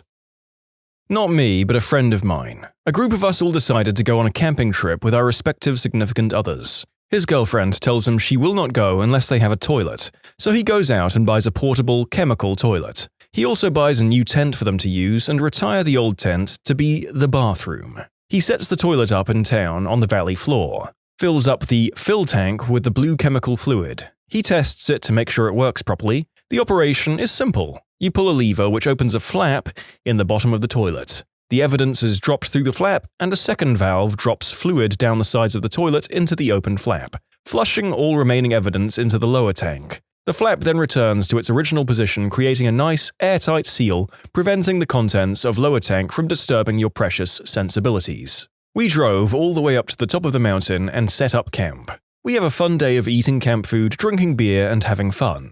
It's now probably close to midnight and pitch black. My friend is the first one to need to use the new bathroom with the new 20th century chemical toilet. He excuses himself and proceeds to thoroughly test the storage capacity of the upper bowl. He pushes the lever to open the flap to the lower sealed tank, and immediately he gets a lesson on air pressure displacement, as the 7,000 or so feet higher elevation has resulted in a much higher pressure inside the waste tank than the air outside. There also appears to be a slurry of liquid and solid waste between escaping air and victim. What we hear around the campfire is a loud thwomp, followed by the friends screaming, "Oh God! Oh God! Oh crap! No!" Of course, being the good friends we are, we rush to his aid with him yelling, "Don't come in here! Don't come in here!" Many wet naps were used that night. A midnight creek river bath and years of teasing came from that night. That was the last camping trip for that tent. It was retired. The toilet, however, still is used, but the reason for the little screw valve on the side was learned by all. In conclusion, pressure difference in camping toilet became crap fountain. I wonder if, on deliberation, his partner would have just preferred crapping in the woods like the other campers do. I've never used one of these devices, and now I'm not sure I ever would. Was at Target one day shopping for groceries and whatnot. I then got that feeling, you know, when you've got to take a dump. I rushed to the nearest bathroom and unleashed the beast. Mind you, this Target only had one bathroom, and it was a bathroom where only one person could be there at a time. I thought it would be a quick crap, but it turned out I was wrong, and it would not stop coming out. This goes on for about 10 to 15 minutes, and then I hear knocking on the door.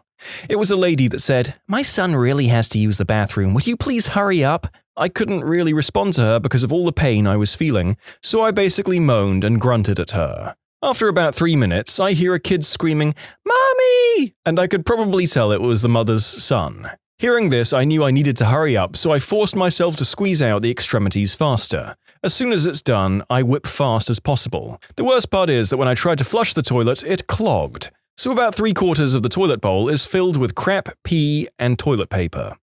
Scared, I wash my hands and make a run for the door, then to my car. When I exit the bathroom, I notice a little boy crying and his mum saying things like, "Frick, damn, crap," etc. Turns out the kid crapped himself because I was taking such a long time. It was awkward when I was walking back to my car, since the woman's car was right next to mine and she was carrying him to the car so the kid could go home and change. In conclusion, made a kid crap himself after taking a humongous crap myself. Here you go, my worst toilet experience. I have issues. I'm painfully shy, very nervous of things a lot of the time, and I get highly anxious about some things, particularly going to the loo. I find it really awkward to go to the bathroom in an unfamiliar house, even more so with unfamiliar people. When I was at university, I was the only girl living in a house with a group of boys. I was quite nervous about crapping. I mean, males tend to have a kind of idea of females that they don't do crap or something, and that they think that when they do, it's pink and pebble-like. Anyhow, one evening I went to the toilet, didn't put the light on, and the pull cord for the light was outside the bathroom. So I made the decision on my way that I wouldn't use the light. It was early evening in autumn, so it was light-ish. I could see, but it was dim and shadowy. I only had to pee, so it wasn't a huge problem. Only it was a problem because then I ended up pooing. I was supposed to be going food shopping with one of my housemates, and here I was pooing. I was getting a little anxious that he was waiting downstairs, and the time I was taking would be a firm indicator that I was more than peeing. I quickly finished up and was about to leave the bathroom when I thought to myself that I should maybe double-check the toilet was clean before I left. Having no light meant it was very hard to see if there were any stains. I used my phone to light up the toilet and saw the biggest poo ever. Seriously, it was taking up half the toilet and was wedged into the U-bend. I panicked. I flushed, but it didn't move. Didn't budge. Now I was getting really flustered. Downstairs, housemates would have definitely heard a double flush. It still hadn't gone. I couldn't risk a third flush. A third flush would be far more humiliating than dealing with it using an alternate method. At least I thought so. Not sure how I convinced myself of that, but in blind panic and toilet embarrassment, I did. I convinced myself that I had no other option but to lift it out. I did not tell myself to wrap my hand in toilet paper. In went the hand. I got a firm grip on the log, and Sue learned that there is no gripping a poo. It can't be done. It began to disintegrate in my hand. But I managed to sort of flip it into the sink where it landed in 2 chunks with a wet thud slap and left opaque brown stains all over the sink. Here I will add that I definitely should have just broken it up and flushed it, but I was panicking so bad. I could feel my heart pumping and I was sweating and my breathing was stalling. My whole body was shaking and felt like jelly. It was like a negative adrenaline. So what do you do when you have a sink covered in crap stains and 2 huge chunks of crap sat there waiting to be disposed of? You mash it down the sink. You run the tap until the water is scalding hot and you proceed to mash the poo into the plug hole as it disintegrates.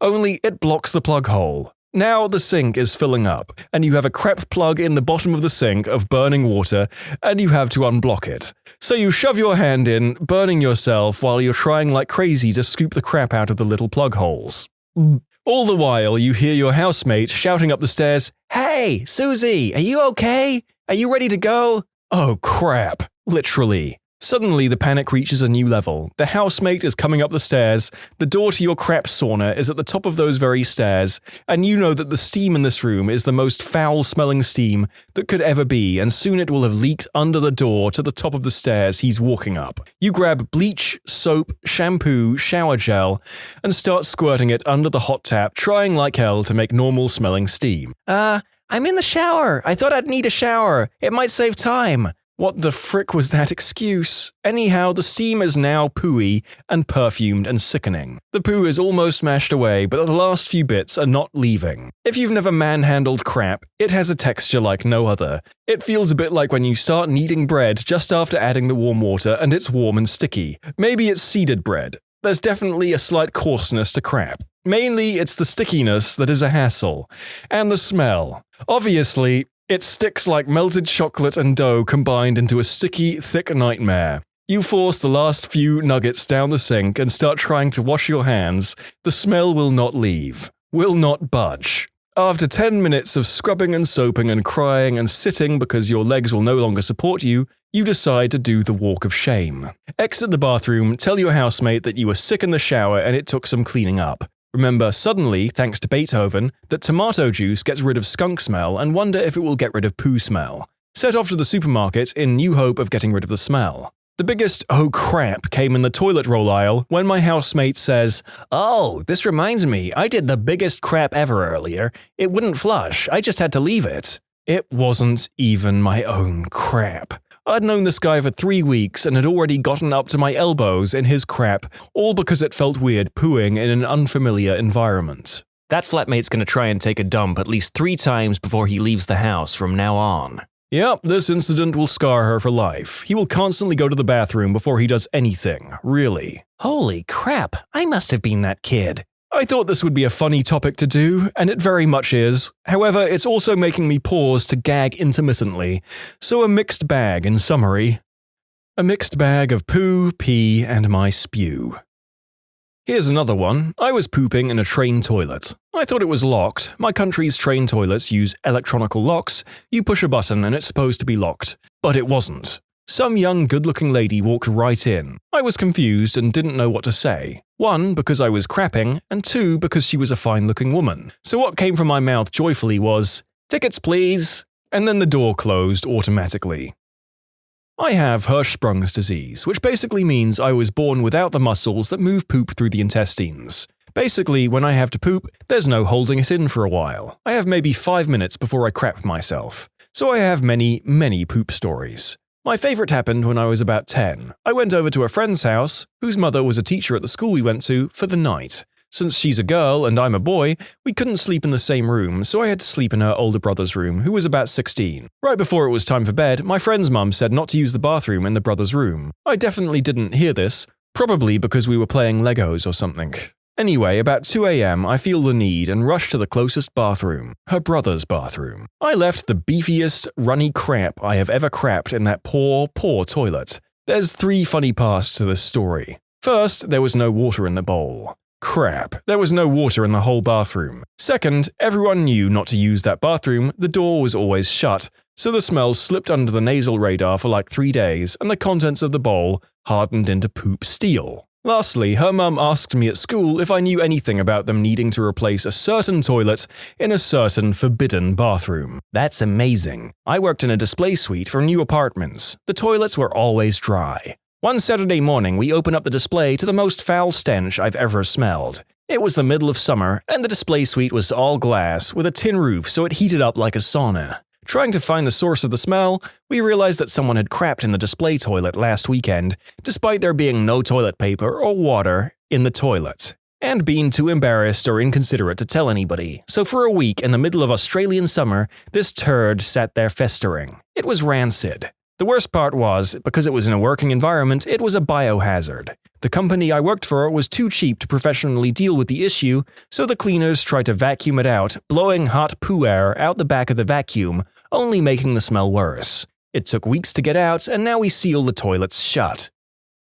Typically, I won't drop a deuce anywhere but my own house, but one time I was at my new girlfriend's house and the situation was dire. I was getting sweaty fighting it. My stomach was making the sound that there were radioactive gases brewing, and I knew I didn't have time to get all the way home. So instead, thinking that I have the bowels of a normal person, I went to the bathroom and destroyed that toilet. Even with the fan on, I'm positive she heard it as if I recorded it for her on my phone. Finally, it was over. I flush and it clogs. I spent a total of 45 minutes in there between the act and the post-war toilet maintenance, and lost any smooth points I had with her for the next several months. In conclusion, pooped in my girlfriend's house and went from knight in shining armor to the poopsmith in 45 minutes. So, what happened with you guys? I reckon it all went down the toilet from there.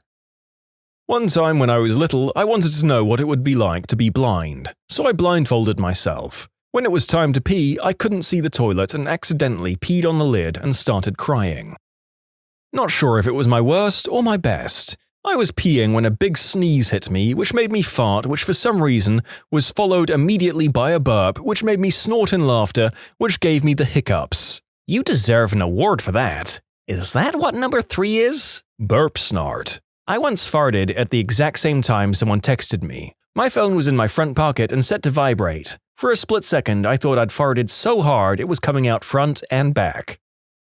I was walking into a stall in a subway, as in the underground transportation system, when I slipped in a puddle of pee and stuck my right arm into a pile of unflushed crap in the toilet in front of me, soaking my knees in pee, covering my hand above the wrist in the worst case of the runs I've ever seen, and badly spraining a couple of fingers when they caught on the edge of the toilet when I was catching myself. Then I spewed.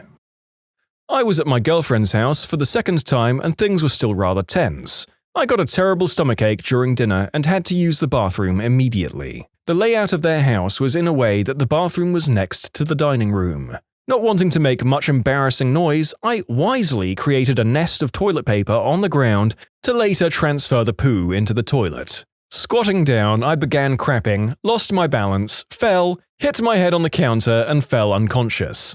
I was found in a mess of crap when I came to. I feel like this is an unfinished story. What happened when you came to? Not only will this technique prevent splashback, but it will muffle the sound.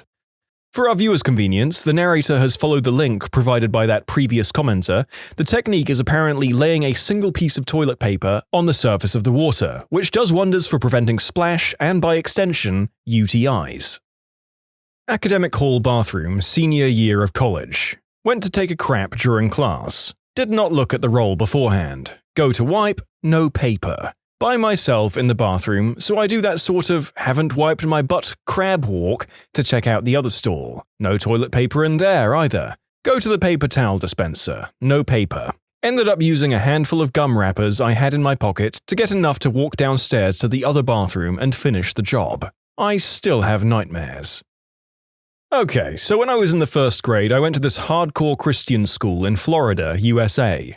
So one day, my class went on a field trip to the library or something along those lines.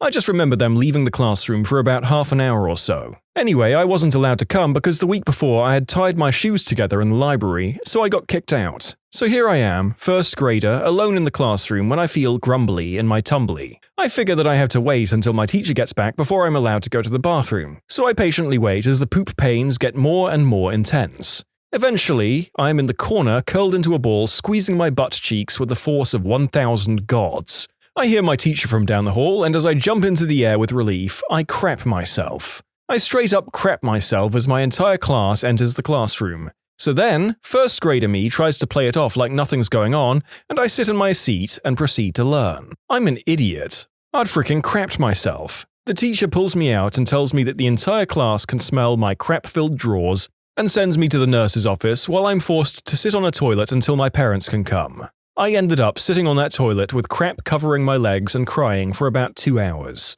When my parents finally arrived, I had hives covering my legs from that god-forsaken toilet. In conclusion, crapped myself in the first grade, had to sit on the toilet for 2+ hours with crap covering legs, and breaking out in hives.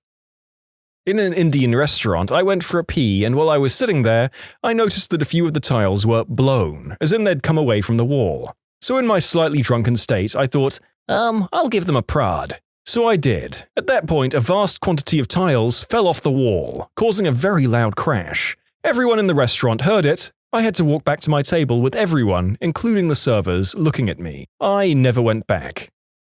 When I was in high school, somebody in my family forgot to flush after going number 2. At some point, my dog discovered this and proceeded to treat herself to a snack. I went upstairs after I caught a hint of a very foul smell to find the contents of the toilet dragged across the hallway carpet. My mum and I spent the rest of the night cleaning it. The worst part was how sick my dog got. She spent the next few days vomiting up foamy, brown spew that reeked like you wouldn't believe. Mine would probably be having a violent period the morning after a night out whilst staying with my then-girlfriend in her dorm room, conducted in her ensuite bathroom with little to no sound insulation. I'd snuck out of bed around 6 a.m., praying to every available deity to leave her peacefully sleeping while I experienced my furious bowel vacation. Regrettably, this was not to be. As soon as I sat on the unfortunate porcelain throne, I unleashed a torrent of gas and liquid not usually experienced outside of volcanic eruptions. This was the pyroclastic flow of crapping. The noise was inescapable, and any attempt to control it just resulted in greater volume, except furnished with an embarrassingly puckered nuance. After the storm, I carefully opened the door, once again silently praying that my girlfriend would be clearly asleep, blissfully oblivious to the tarnation I'd just inflicted to her bathroom. Instead, I saw her shaking with laughter under the covers. Possibly not the worst experience one can have with a toilet, as Elvis would no doubt attest, but it was extremely embarrassing.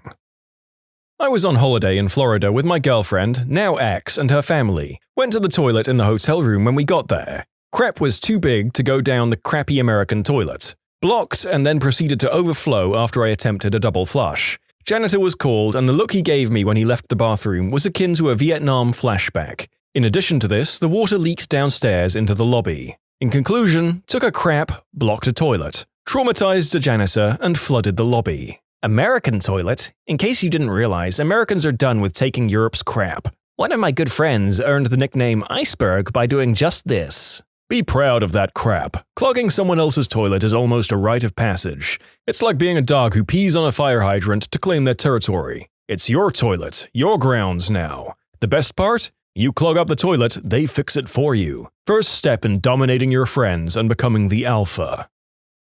When I was about 8, I accidentally zipped the outer skin of my pee-pee up in my zipper. My mum had to come and unzip me, which was not awesome. Things got pretty mangled up, so we're driving to the hospital, and my mum is yelling at my dad, "I told you we should have circumcised him." My dad is yelling at me for being such an idiot, and I'm just bawling my eyes out in the back seat. Good times. Ended up having to get circumcised because the doctor was worried that it would heal up with scar tissue that would cause problems down the line. On the plus side, I got a week off school.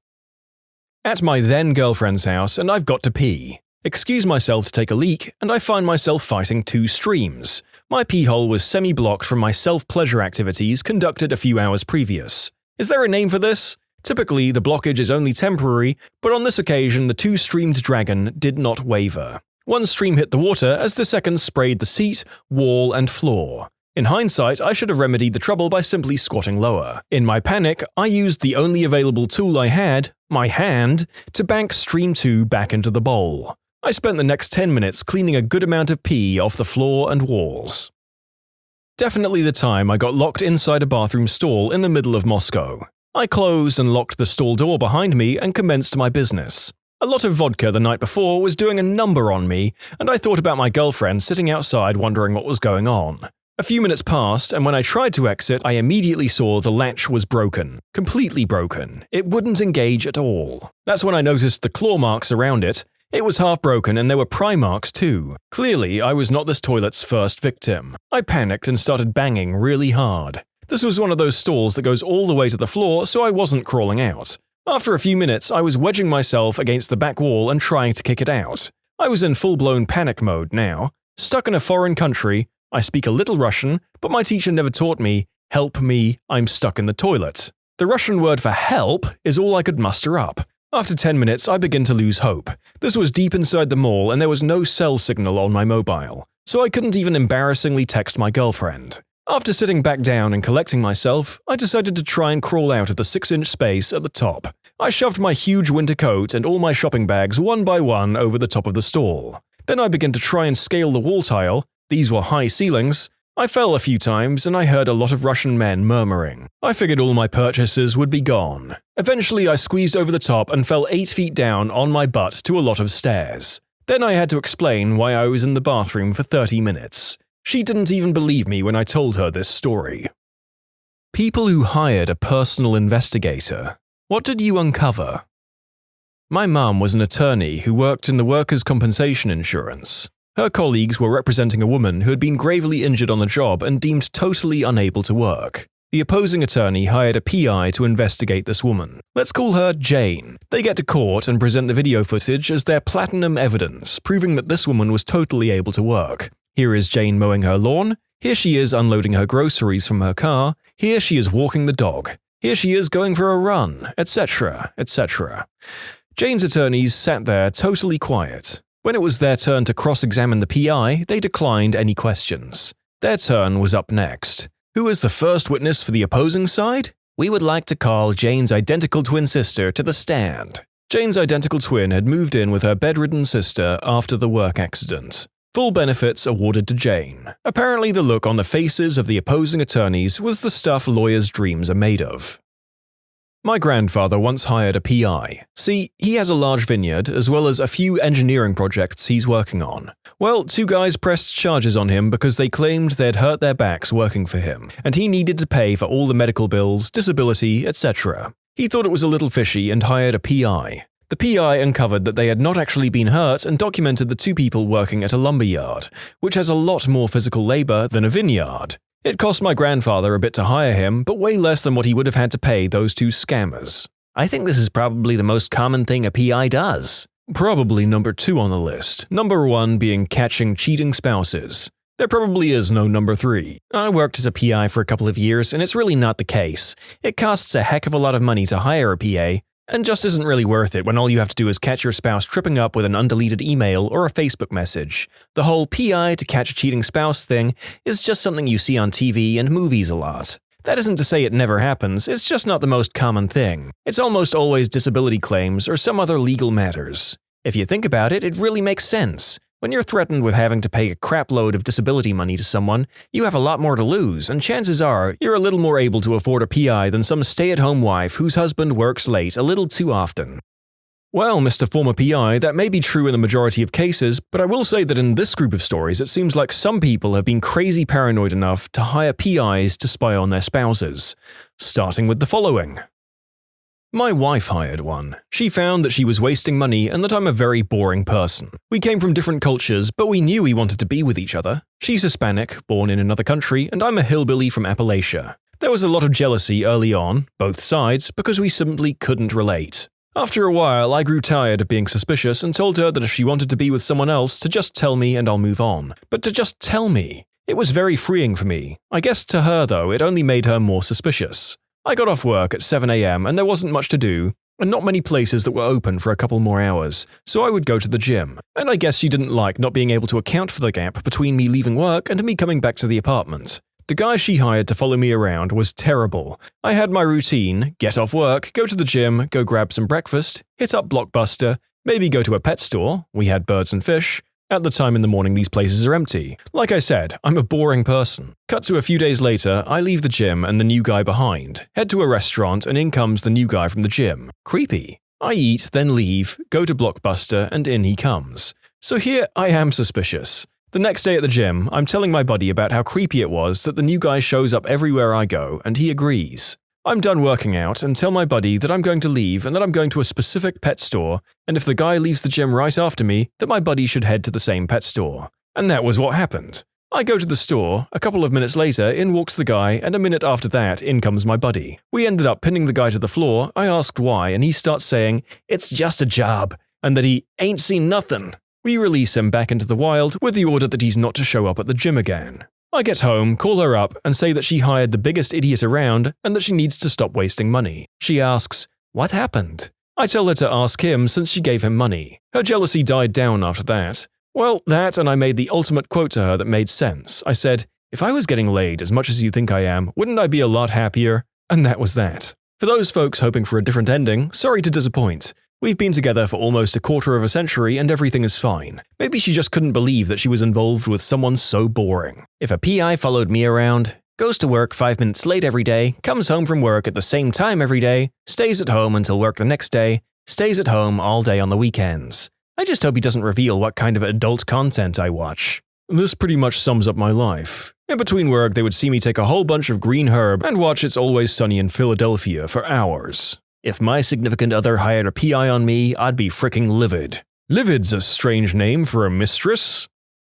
I worked as a PI one summer for a friend of my dad's. Busted 3 people faking disability claims. Oh man, was that some really boring work. Previous PI here, work is boring, but when it's exciting, it's very exciting. I found out that PIs are pretty damn expensive. My dad's friend is a PI. He charges $45 to $65 an hour, and also charges for whatever gas or transportation fees he incurs while working. He's pretty well off too. Apparently a lot of people need the service, which surprises me. Lots of PIs are contracted out through various police departments as well, and law firms to disprove or limit damages claims in personal injury cases. My mother hired one to follow my father, who's a 6th grade teacher. So he was cheating on my mum with a former student of his who was 14 years old, and my father was 36 at the time. Was jail involved soon after? No, the parents of the girl didn't press any charges, as they were pretty okay with it. In fact, he married her soon after.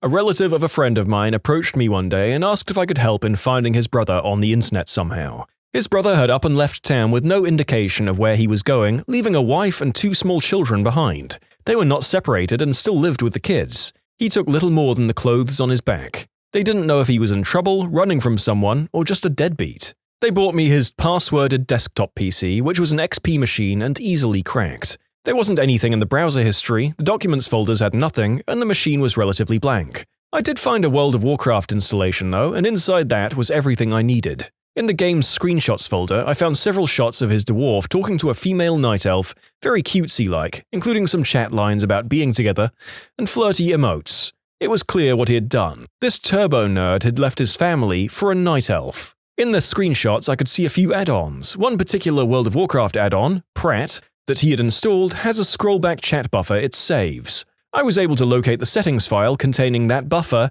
and in it was his last conversation with her before leaving, including an actual address, 800 miles away. Google provided a name, phone number, and satellite photo of her house and car. They were blown away when I gave them his pinpoint location. He called the number right there on his cell phone and asked for him, and sure enough, he was there, probably shocked to crap to get a call from his brother after this disappearing act. As far as I know, he didn't return home, but I'm sure my little detective work made sure the kids got their child support. In conclusion, Turbo Nerd Dwarf Hunter becomes the hunted.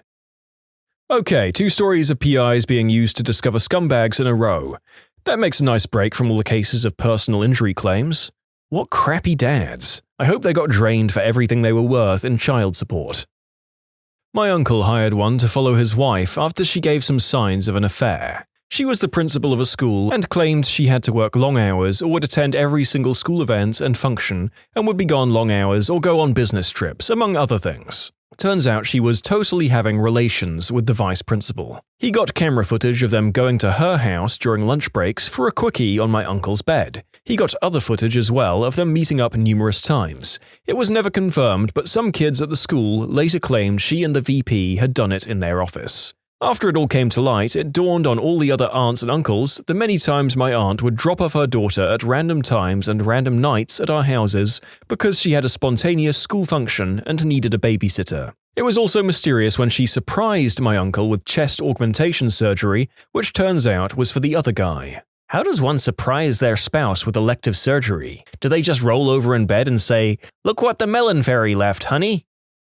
In 2005, my mother had suspicions that my father was cheating on her whenever he would go to the Dominican Republic, so she hired an investigator in DR who began to watch my father. The PI express mailed her some pictures of my father and some young woman kissing, dancing, going into hotel rooms, the works. She later found out that the woman was the mother of my father's illegitimate daughter, my half-sister. My father got her a visa and she is living with us now in the States.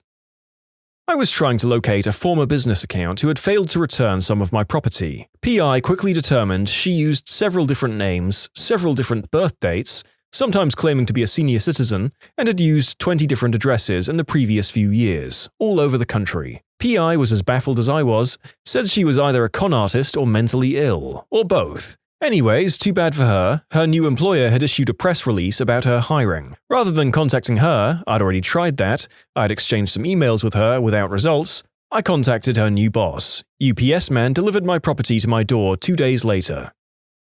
My mum is a divorce attorney, and she has one she recommends to her clients when necessary. It's all about hiding money. I've talked to the guy and basically he does a lot of online research and looking at money statements and stuff. Sounds actually really boring. I have not hired one, but my now father-in-law hired one when I first started dating his daughter. Funny part is, I was working in the port, with ships, when I stopped at the guard shack and told them that I was being followed by some strange person. The PI pulled up next and had 3 port police officers pull guns on him and tell him to get out of the car. I think he ended up going to jail. Laughed my butt off, but I did sort of feel bad. I would have called the dad up and offered him anything he wanted to know, at only half the cost. My uncle was a PI for a while. He mostly worked for insurance groups and lawyers to make sure the correct person was being served or prosecuted. He would have to figure out stuff like who burned the farm down, John Smith Jr. or John Smith Sr. Was Jane Doe the divorcee or the third wife? One time, this kid wrecked his Ferrari. Kid ended up posting his version of the wreck on MySpace. He told how he'd intentionally wrecked it because his parents didn't get him the Ferrari he wanted. It was very Tom Haverford from Parks and Rec. My mum is a PI. She's asked me to go into bars and adult clubs with her on multiple occasions to observe individuals. Both made sense to remain inconspicuous as well as her own safety. Let me just say, you've never really been to an adult club until you go with your mum. She was trashing girls left and right out of earshot. About 10 years ago, my cousin was deployed in Afghanistan on his second tour. During phone calls back home, his daughter made mention of a new uncle he didn't know existed. My aunt decided to hire a PI for him and found out his wife was cheating with a doctor. Of course, he was heartbroken. The divorce that followed was quick. However, there is a bright side to this. After switching to a reserve unit, he was able to finish college and go to law school. His ex-wife? She was dumped by the doctor not long after the divorce. She attempted to reconcile, but my cousin refused. He's remarried. She lives with a group of friends in some run-down house. When I was 10, my parents separated and went through a nasty divorce. Sometime during all of that, he hired a PI to follow my mum around. The PI concluded that my mother was a working girl. She did escort service and hung around the doctor's conventions. The PI took photos and logged everything. My dad snuck into the house my mother and I lived in with a camcorder and recorded the discovery of a ledger containing all of her clients and the money exchange. He leveraged it in the divorce so he didn't get bent over entirely. My dad didn't tell me any of this until I was 17 or so. I didn't believe it until I thought back and remembered some things. She had a pager, and back in the 90s only a few types of people had pagers: doctors and working girls. She would suddenly be gone late at night if I woke up. She would always say she was out grocery shopping. I also remember walking in on her wearing a revealing dress made of leather. No more revealing than what girls wear to the club, but hey, that crap is weird when it's your mum and you're 10. Anywho, my dad still throws it at me when he wants to prove how much better of a person he is than my mother or my stepdad, who married a working girl. In her defense, she was paying her way to become an RN, which she is now. In conclusion, PI followed my mum for my dad during a nasty divorce. Found out she was a working girl. Dad holds grudge to this day and tells his kids about it. And another piece of evidence that many spouses apparently hire PIs to discover cheating spouses. Okay, so I'll bite. Nothing like hunting down a psycho ex or anything like that, but it's interesting enough. So I was living in England and had an uncle living in assisted living in California. He was 95 at the time, a little fuzzy about some things, but on the whole, sharp as a tack. He was deeply religious and attended church weekly. A couple of women from the church had made friends with him, drove him to church, bought him trinkets and whatnot, and basically took care of him, sort of. Sounded okay to me. Heck, I was in England, what was I going to do? The only thing that jarred me a little bit was one time when I was talking to the woman on the phone, one of them told me that my uncle had signed over power of attorney to them. That struck me as a little odd. My uncle and I weren't really close, but being his heir, along with my brother, wouldn't he have told me about it? I shrugged it off, though. Again, what was I going to do? I was 6,000 miles away. Besides, and this is what gets a lot of people, he was of sound mind. He was a free agent, so it was really none of my fricking business. A year or two go by, I check on him periodically and everything seems fine. I come home one night and my phone is ringing. It's the assisted care residence. Crap, what's happened? Is he dead? He's 97 fricking years old. I was expecting it any day. No, it's these two little old ladies. They're trying to get my uncle to sign over power of attorney to them. Wait a minute, hadn't he already done that? The alarm bells go off. Something is deeply wrong and it was going to make at least 24 hours to get back to California, given connections, flights, renting a car, blah blah blah. So I call a PI from England, tell him the situation, and as soon as I can get to the part about the women, he stops me and says, "Wait, let me tell you how this story goes." He then proceeds to tell me that this is a common scam. These women cruise the churches looking for these little old guys who on the surface have no family to speak of and healthy retirement and investment accounts. So I get my butt back to California ASAP. Unfortunately, my uncle has signed nothing. Although at this point, they're pushing him hard. They'd even kidnapped him and taken him to an attorney and tried to get him to sign over POA to them.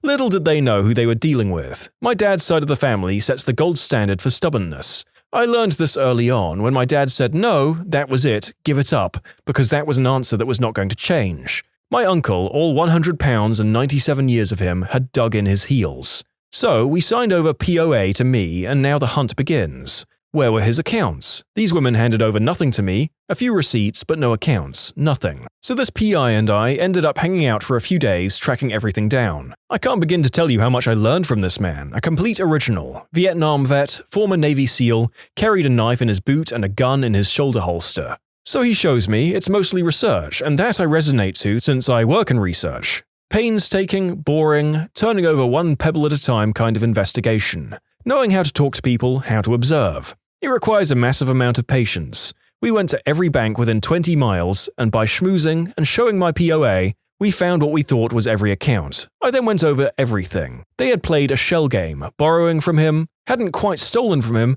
but it took quite a while to figure out what they'd done. Then I find the pièce de résistance. They had him sign over all of his retirement accounts to them, or more specifically to the younger one being a spry 81 years old. So we do some further investigation. Turns out this one is broke. Looks like she sent it back to the Philippines or something. She spent a lot of time in Vegas. So here's how it shakes out, a common scam. These two little Jezebels made a play for my uncle, who fell for the younger one, hook, line and sinker. They get him to sign over all of his retirement accounts to them, and then all they have to do is outlive him. At 81 and 83, respectively, with my uncle 96, it should be easy. So I confront them, told them that I knew what they were doing and I had the evidence. I didn't really, I only strongly suspected, and that I could turn them in. So they spilled the beans, told me what they'd done. They swore that they had only borrowed the money. We signed it all back over, I didn't turn them in, I figured it would all come out in the wash anyway. I didn't want to see them go to jail, and I wasn't sure I could prove it anyway. But if it wasn't for this PI who had my back, they would have gotten away with it. I'm a firm believer now, I learned a crap ton for him. Now for the editorial. This crime is rampant, intimidating, bamboozling, and ripping off the elderly. Most DAs won't touch it. If you even get a whiff that an elderly relative is being abused or ripped off, if it even crosses your mind, step in immediately. Kick butt and take names. You may be the only defense they have. But I'll tell you, it turned out to be one of the most interesting experiences of my life. My uncle got the last laugh. He outlived both of them and passed away peaceably at 100 years old, with me there with him. One of the last things he told me was that he had forgiven them for what they'd done. In conclusion, elderly uncle is nearly scammed out of $500,000 by a couple of Jezebels cruising the churches. PI steps in and saves the day. I learn a crap ton. We discovered that the driver who hit me not only went off the side of the road where I was, legally four-wheeling on a quad, she was talking on the cell phone, looking into the passenger seat, driving with no insurance and a revoked license because of previous convictions for causing accidents. After the truck, pushing my quad into a T-boned position, plowing up so much dirt in front of us that after 70 feet it finally came up to a halt. The investigator had evidence that she was driving 35 miles per hour in a 25 zone and she didn't brake after the impact. After the truck came to a stop, she jumped out and started running away, but witnesses caught her and held her there. My friend, who was sitting behind me, both of us 14, were carted off in ambulances and I never saw this woman's face. The trooper wrote the report that I, 14 years old, had taken an RV instead of an ATV and pulled out in front of the woman, though it was clear the accident happened off the roadway. The trooper interrogated me while I was lying on the ground waiting for ambulances before my parents even arrived. I was in shock while he rephrased the question, "Have you had any alcoholic or illegal substances today?"